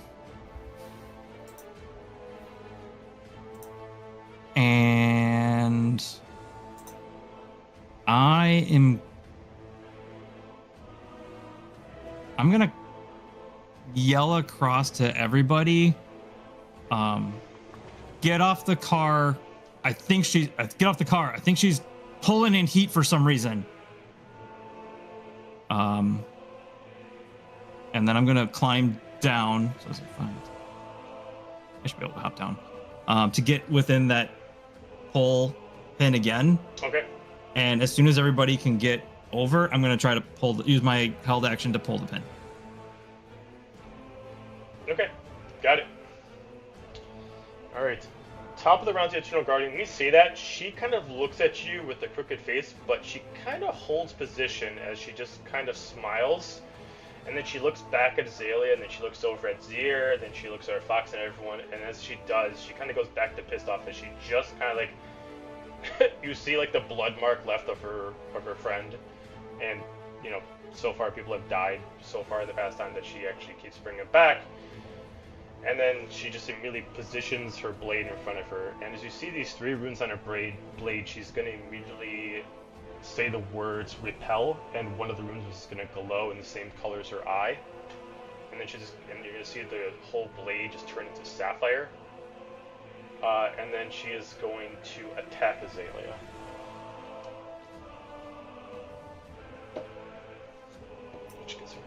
So that is a... not even the right fucking sheet. I'm sure it hits. Yeah, 28. Yeah. Alright, so...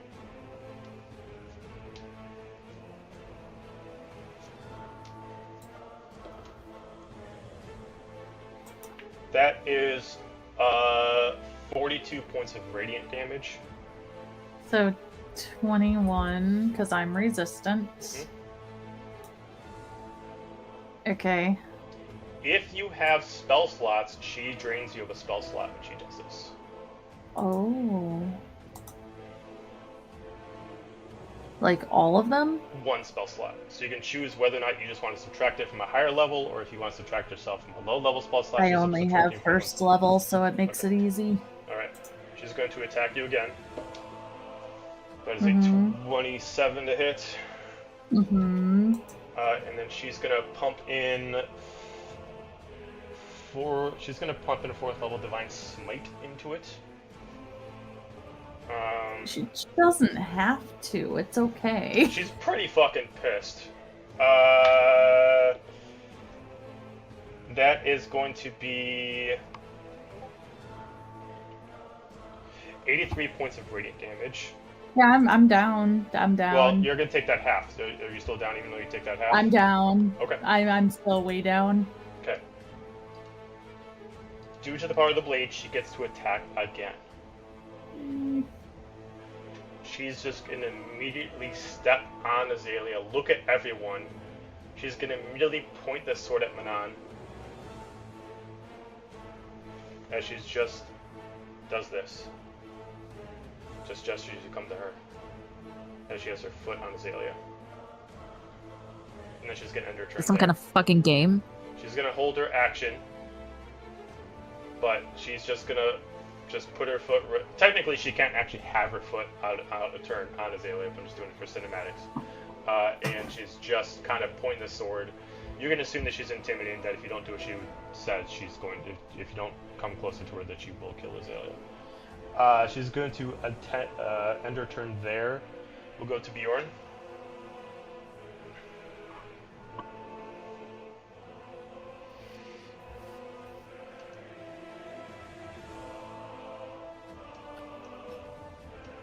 Very, very disturbed by what just happened and her giving that come hither and having her foot on Azalia, but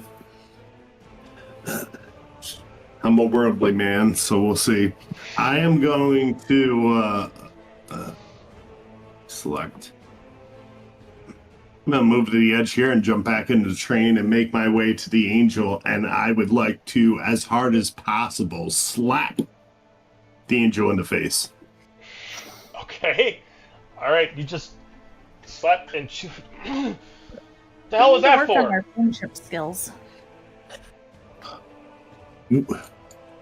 You don't know me.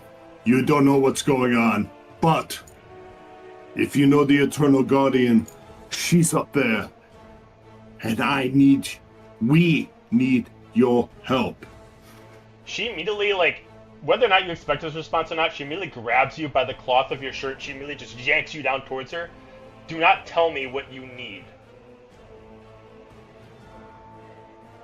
And she just immediately just chucks you like you were nothing but just a rag doll across the room. And she just immediately starts, like, using the pulse to stand up. The Eternal Guardian is not my problem. Deal with her if you want. But she is not my priority, nor is she my job. You're on this train, and if she kills us and blows this train off the tracks, I'm pretty sure it will be your problem. So, I came to give you an option. Give me a persuasion check with disadvantage, because you're kind of coming in heated. I am. Little slap and pickle. You said persuasion, right? Yeah, because you're literally bitch slapping an angel and telling her what to do.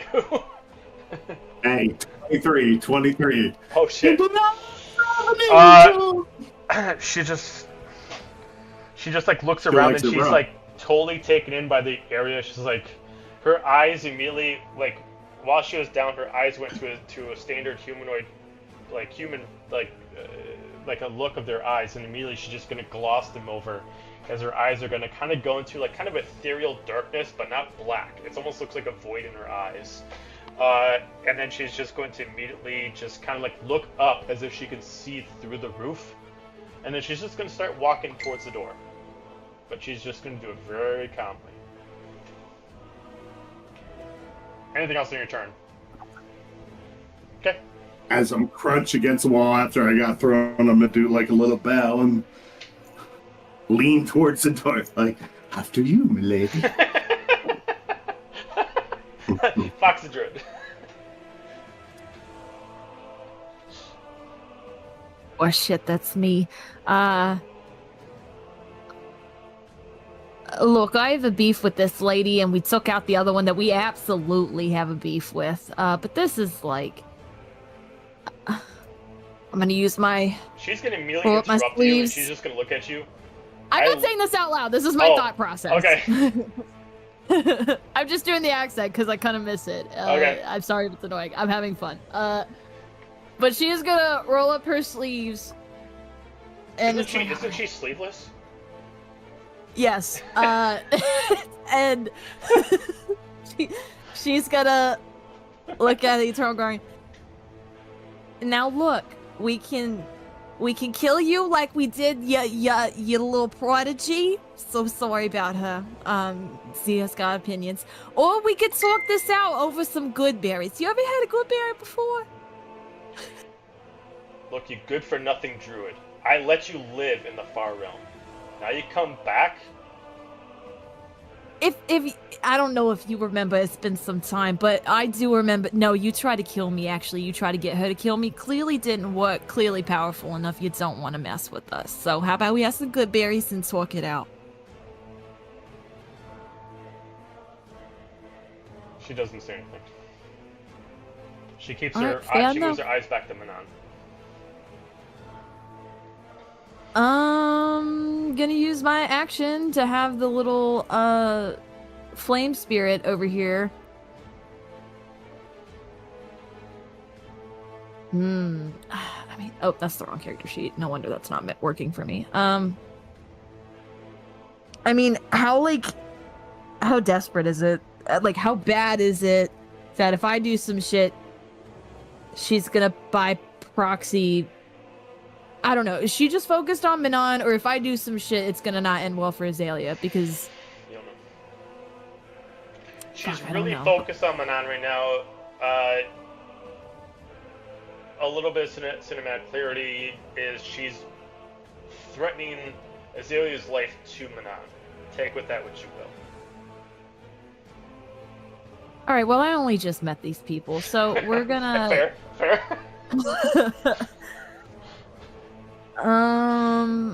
You say friends, I say more acquaintances. Exactly. So... I just realized that's a ranged attack, so I don't know what the fuck I was thinking with summoning that and putting it right there. We're gonna... How far are we from her? We're just gonna Scorching Ray her. I feel like that's a solid plan. So I've got 3 rays. I'm gonna summon all 3 onto her. Okay. That's pathetic. With her ability activated, if you target her with a spell, you need to automatically give me a charisma saving throw. Okay. I'll roll these just so my ADHD is pleased. Charisma saving throw? Yep.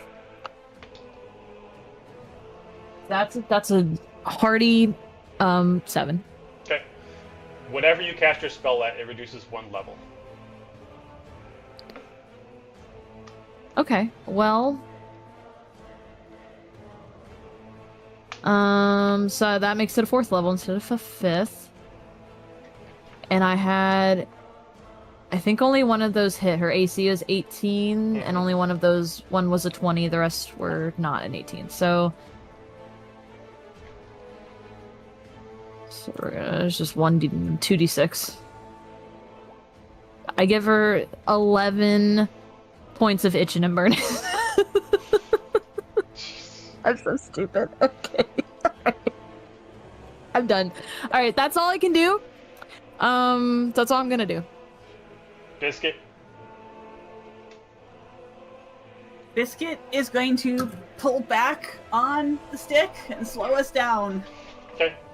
Starts pulling back With and all of her immediately 40-pound engages in the weight. safety parameters, which slows it down a little bit, but not so much that you guys, like, anybody on the top, like, feels like the breaking of it or anything like that. Just slows it down somewhat. Okay. Roneen. Okay, I am going to continue. I'm going to use the rest of... I've got probably 10 feet run over there to... Okay, Biscuit is slowing us down. Do I see... Does that mean it's going to follow the track around the curve? Do I need... I need to do anything else to make it go around the curve properly? The green safety went back on, so it means that it's fine to stay on the track when it makes the curve now. Okay. So I am going to ruffle her little scruff. You got this, you're all right. And she kind of gives me a look. And then I guess I'm going to run back out here.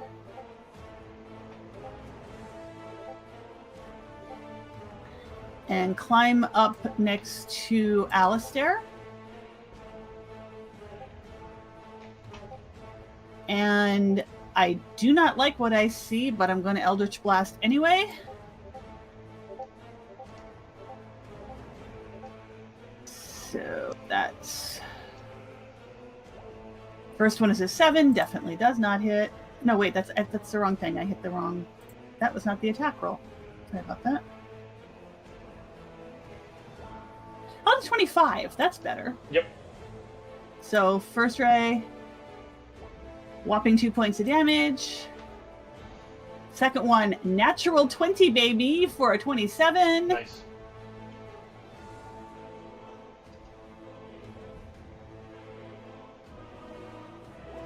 For a whole 4 points of damage, crit damage. Okay.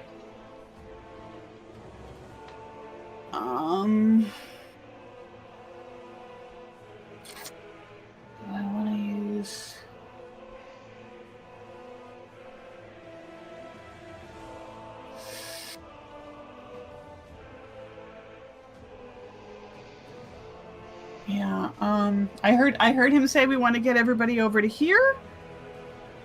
So I think I'm just going to use my 5, 10, 15, 20, 25, 30. I'm going to use my bonus action to move the big floppy as far as I can, which is only 30 feet. Just start getting it toward her. See if I can try and get her on the next turn. And let's see, is there anything else I can do? 1 second, please. Oh, please.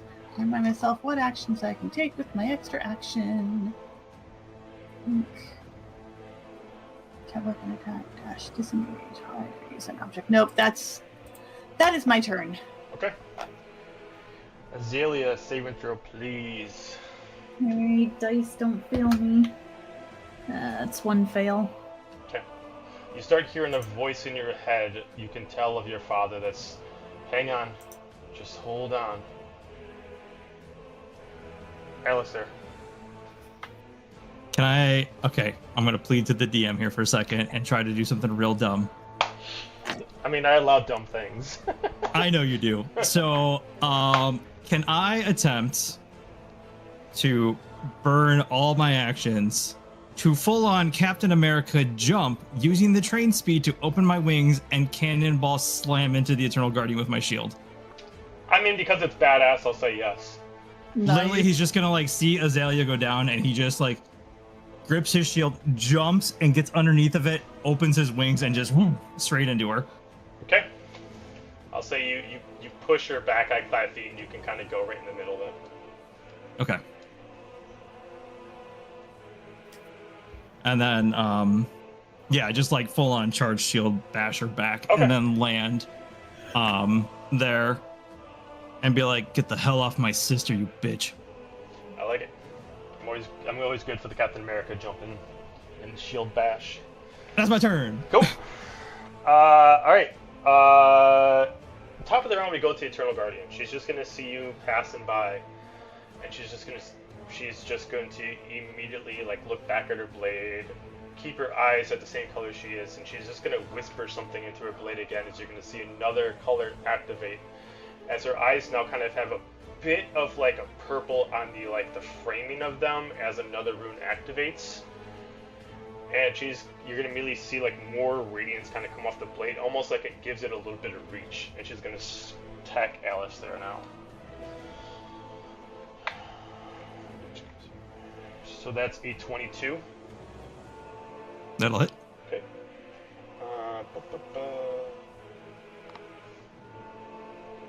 She's not gonna pump in the Divine Smite on this one, so it's gonna be 41 points of radiant damage, which you're immune, right? Yep. Okay, so you're good. I will say, just for flair, like all of a sudden, like I'm holding that sword on there, all of a sudden glows and like ethereal wings kind of wrap for a second, and then just like dissipate it. That looked like Zephinia's. She's gonna look at you and she's gonna take it into account, and then she is going to put her sword to the side, and she's gonna immediately start changing the color of her eyes to black, and she's gonna cast a spell. She is going to do. Let's see, she can't do that level anymore, so she is going to do.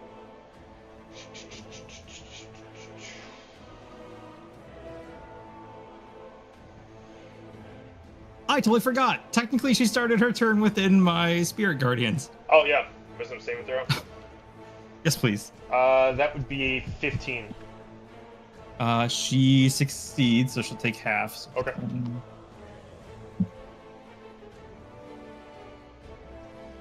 So 16, 8, 4. How much? So 16 total, half 8, half 4 if she's Okay, still. got it. So she is going to. She is going to look at Alistair, and she is going to look at Bjorn, and she's going to cast command, and she's going to say the word flee.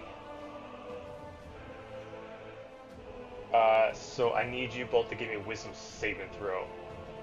This is, I believe... Is it true?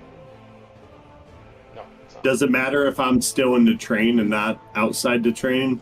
Oh, you're Since in the I went train? and... Oh, okay, so she doesn't Yeah, see you. 'cause- So then she's going to... Okay, so if you're not in the train, I'm just going to put you just over here so I don't... So I then was too she's- busy having in the arms of the angel moment. So then she's going to then do it against Alistair, and she's going to do it against Zier. So I'm going to have Zier make a wisdom save. It's a Zier 23 for me. Okay, good. Zier fails, so he's going to flee. So he is just going to start running at all his speed. He's going to just get running.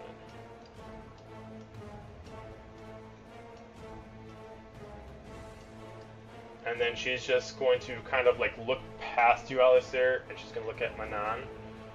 So what'd it be? I don't know if I got my turn last round, so I don't know. Am I after Fox as Manon? You're at the Zier, so it goes Fox, Zier, Manon. You would have had your turn. Okay. I don't think so. I think it went Fox Roneen.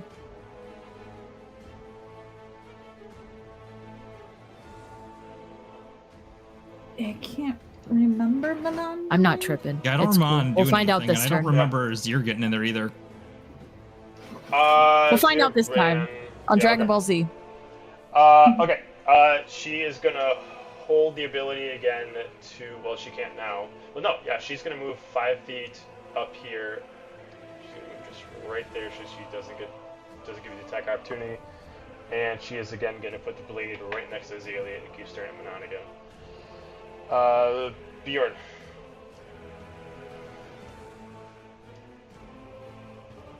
Random question. When does the angel that I just gave a little pep talk to and gave me some physical feedback, does she go before me, after goes me? after you. Because she's on her way up. Okay. She goes okay. after you because you used your turn to tell her to move, so she's gonna go after you. Mm. So I'm gonna give that large and in charge Madame a wide berth, but I will put up my cloak hood, cast invisibility, and climb to the top of the train. Okay. And I. Mm-mm. How much movement does it take for me to get to the top of the train? I'm sorry, I 20 forgot. feet. 20. Little measurement.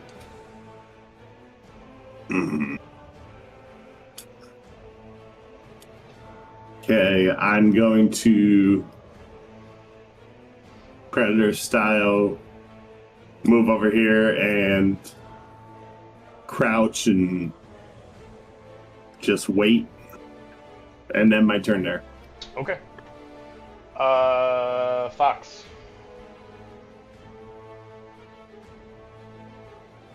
Fox is gonna see Zier leave and then be like, "Wait, where you going?"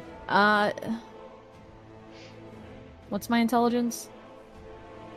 Okay, it's not horrible. It's not as great as I thought it was, though. She's gonna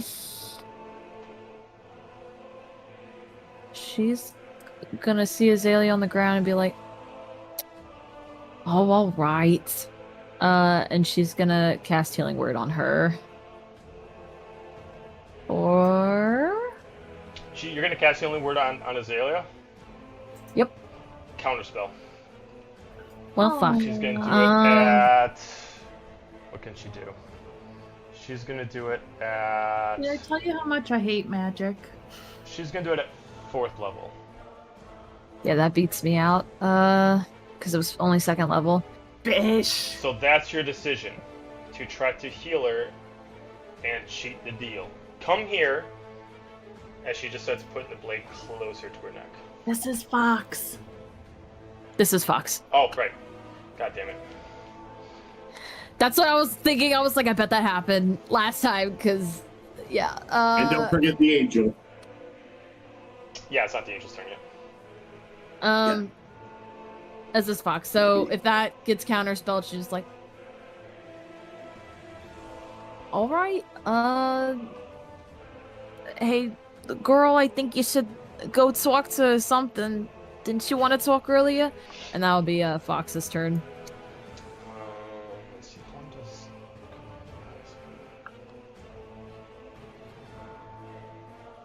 It's just the action. It's just the command. It's just that? It's just the one round. Okay. Alright, so Zier is going to move back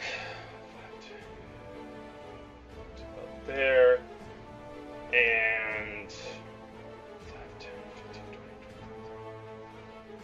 Yeah, there. And he's going to end his turn. Alright, so Manon. Well, he walked right in my way, so I'm gonna push him aside. Okay.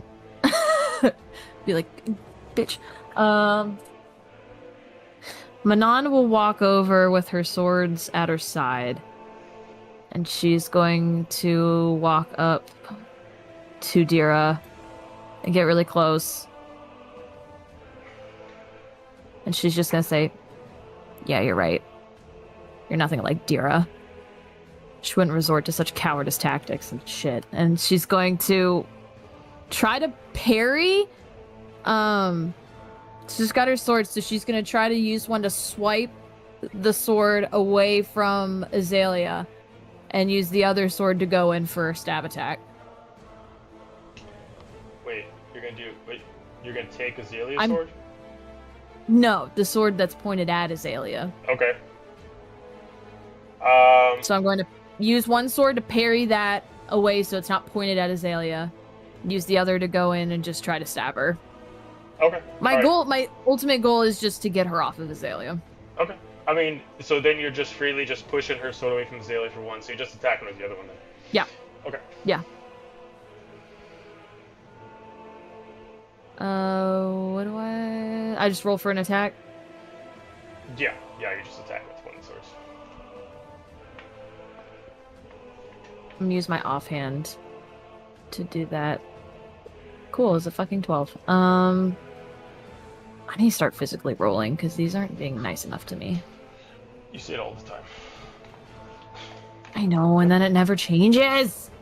Okay, so... I do go in to push her. My goal is to push her back at least 5 feet. Do I need to do a strength roll or anything for that? I mean, as an attack, you can't... If you're attacking, you don't have a push ability. You don't have, like, a shield or anything like that to push. You don't have, like, a... Unless you have, like, a feat or ability that's otherwise, you can't just push as an attack. What do I roll to successfully parry the blade away from Azalia? I'm just allowing you just to use your opposite blade to just say that you're just pushing it away from her. Okay. But if you want to say that you're going to be consistently using one hand to try to constantly keep her hand away, you're going to have to give me a strength check. I'm going to do that. One hand against her and one hand. We're going to be strength this one. Fucking cocked again. I'm glad, because one of the cocked was a nat one. So I'm glad I didn't decide. This one's way better. Strength is a 22. That's fine. She got a natural 1.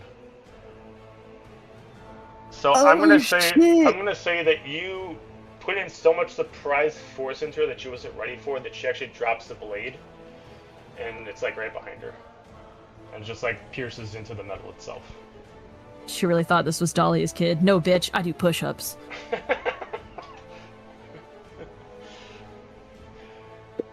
All right, cool. And I would just use that strength to push her, just to get her away from Azalia. Okay. And the sword. Yeah, I mean, she stays where she's at, but you at least get the sword away. Okay. All right, Biscuit and Roneen. Okay, Biscuit. I'm looking what's going down up there, and yeah, I'm just gonna have Biscuit maintain us at the speed we're going. Have we gotten around the curve yet? Yeah. So we're past the curve? Yeah. So I'm actually going to have Biscuit push the stick forward again and speed us up a little bit. Okay. And then oh no, she's there. God damn it. Well, bonus action, we're gonna 5, 10, 15, 20, 25, 30. Gonna move Big Floppy a bit closer for what that's worth. And then I am not interested in this conversation. They can have the conversation all they want. I'm just gonna keep on with the Eldritch Blasting. Because that's what I can do from here. So. Okay. 24 to hit Yeah. for the first one. And that is for 7 force. Second beam. 20 to hit. Yeah. Working class 24. 9 force. And then. Damn it. Oh.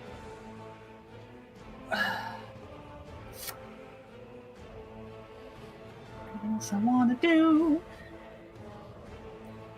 I feel like I want to do more because I know I can do more because that happened very, very fast, but I don't want to get off of here because I want to get people back over here, so that is my turn. Okay. All right. Azalia. Okay. 15s, that is 1 save. Okay. Alistair. Okay, let's start with a on mouse, do your thing. Go ahead and do a first level healing word Okay. on Azalia for 8 points of healing. Yay. She doesn't counter. We're good. Thank you. Just checking. All right. I know. I was waiting for him, like. I know, right? I was like, you're gonna counter. Okay, and then we're gonna do a little rinse and repeat from back near episode 6 or 7. I'm gonna grab her sword and yeet it off the train. You got to pull it out of the metal, so it is piercing the That's fine. ground. So Okay. give me a strength check or athletics check to try to pull it out of the middle. Okay. It's okay. No He swords got for the you, bronze, Dara. I got the brains. That's a 18, Okay, you pull it out. Yank it. and I'm just gonna be like, well, you're not having this, and I you won't have this, and I rip it and I just throw it off the train. Okay. Just toss it off. She just kind of looks at you. She just kind of smiles. What else? That's pretty much it. Yeah, can I use my movement to no, because it wouldn't matter. She can still attack her. I was like, can I no, I'll stay there. We'll stay there. That's fine. Okay. All right. On her turn, she just opens up the palm of her hand. She just ignites Eldritch Dave. Energy. What? Oh, yeah. 21. Okay. So 17 halved and half. Okay, so 8, so 4. And resummons it as her pack weapon back into her hand. And then she's going to look at everyone, and then she's just going to immediately just ignite the blade again. With this happening, everybody, time just kind of slows for a little bit as this strike starts to come down that seems explosive in nature. Immediately, this blade kind of strikes up about 15 feet in the air. She's immediately going to strike down with this power. As it does, immediately all this light kind of consumes it and starts to come down. I need everyone who's on the top floor of that specific train to give me a perception check.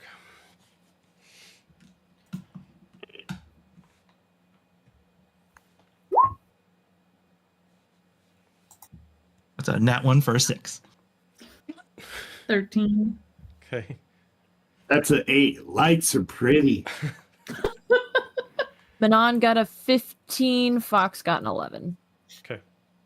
None of you really see what's happening. You're focused so much on this blade, you don't actually see what's hidden in plain sight.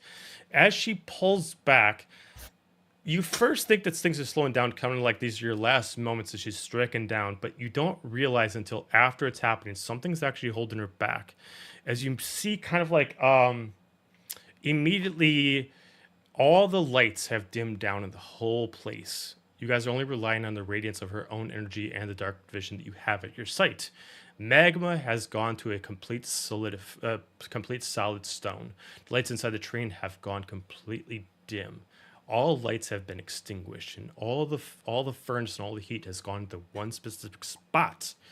And all of a sudden, you just see something holding her blade back, as you just see this crimson red clawed hand holding her hand back, as you see a winged tiefling in god essence holding her hand back. Finally showing his true form, you see Hades summon himself. Not as an apparition, but in his true form. Yeah, go dead.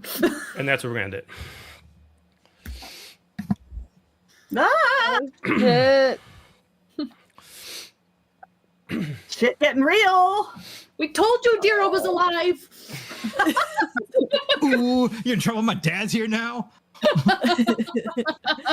An angel, and I survived, and all I got was this T-shirt. My dad could beat up your dad. All right. Everybody, thank you for watching the stream. It seems like everything went better this time. Seems like there was a couple audio problems, but do not forget we have Star Wars on Thursday, and stay in touch with our socials to see when we'll post our Halloween Call of Cthulhu one-shot. Would we be playing this next Tuesday because we missed last week? Or Yes. yes? Yeah. Okay. I think that's what we decided, Yeah. right? Okay. Yeah, well, and so it's not the last of the month yet. Next week. oh, It's is it the not? following week. Okay, yeah, okay. Nope. So we'll have the next part of this next Tuesday, so you can see that. Don't forget that if you're behind on anything or you're just wondering what's going on, all our VODs are on YouTube, the Nerdy Playbook. With that being said, everybody have a fantastic night, and we will see you Thursday.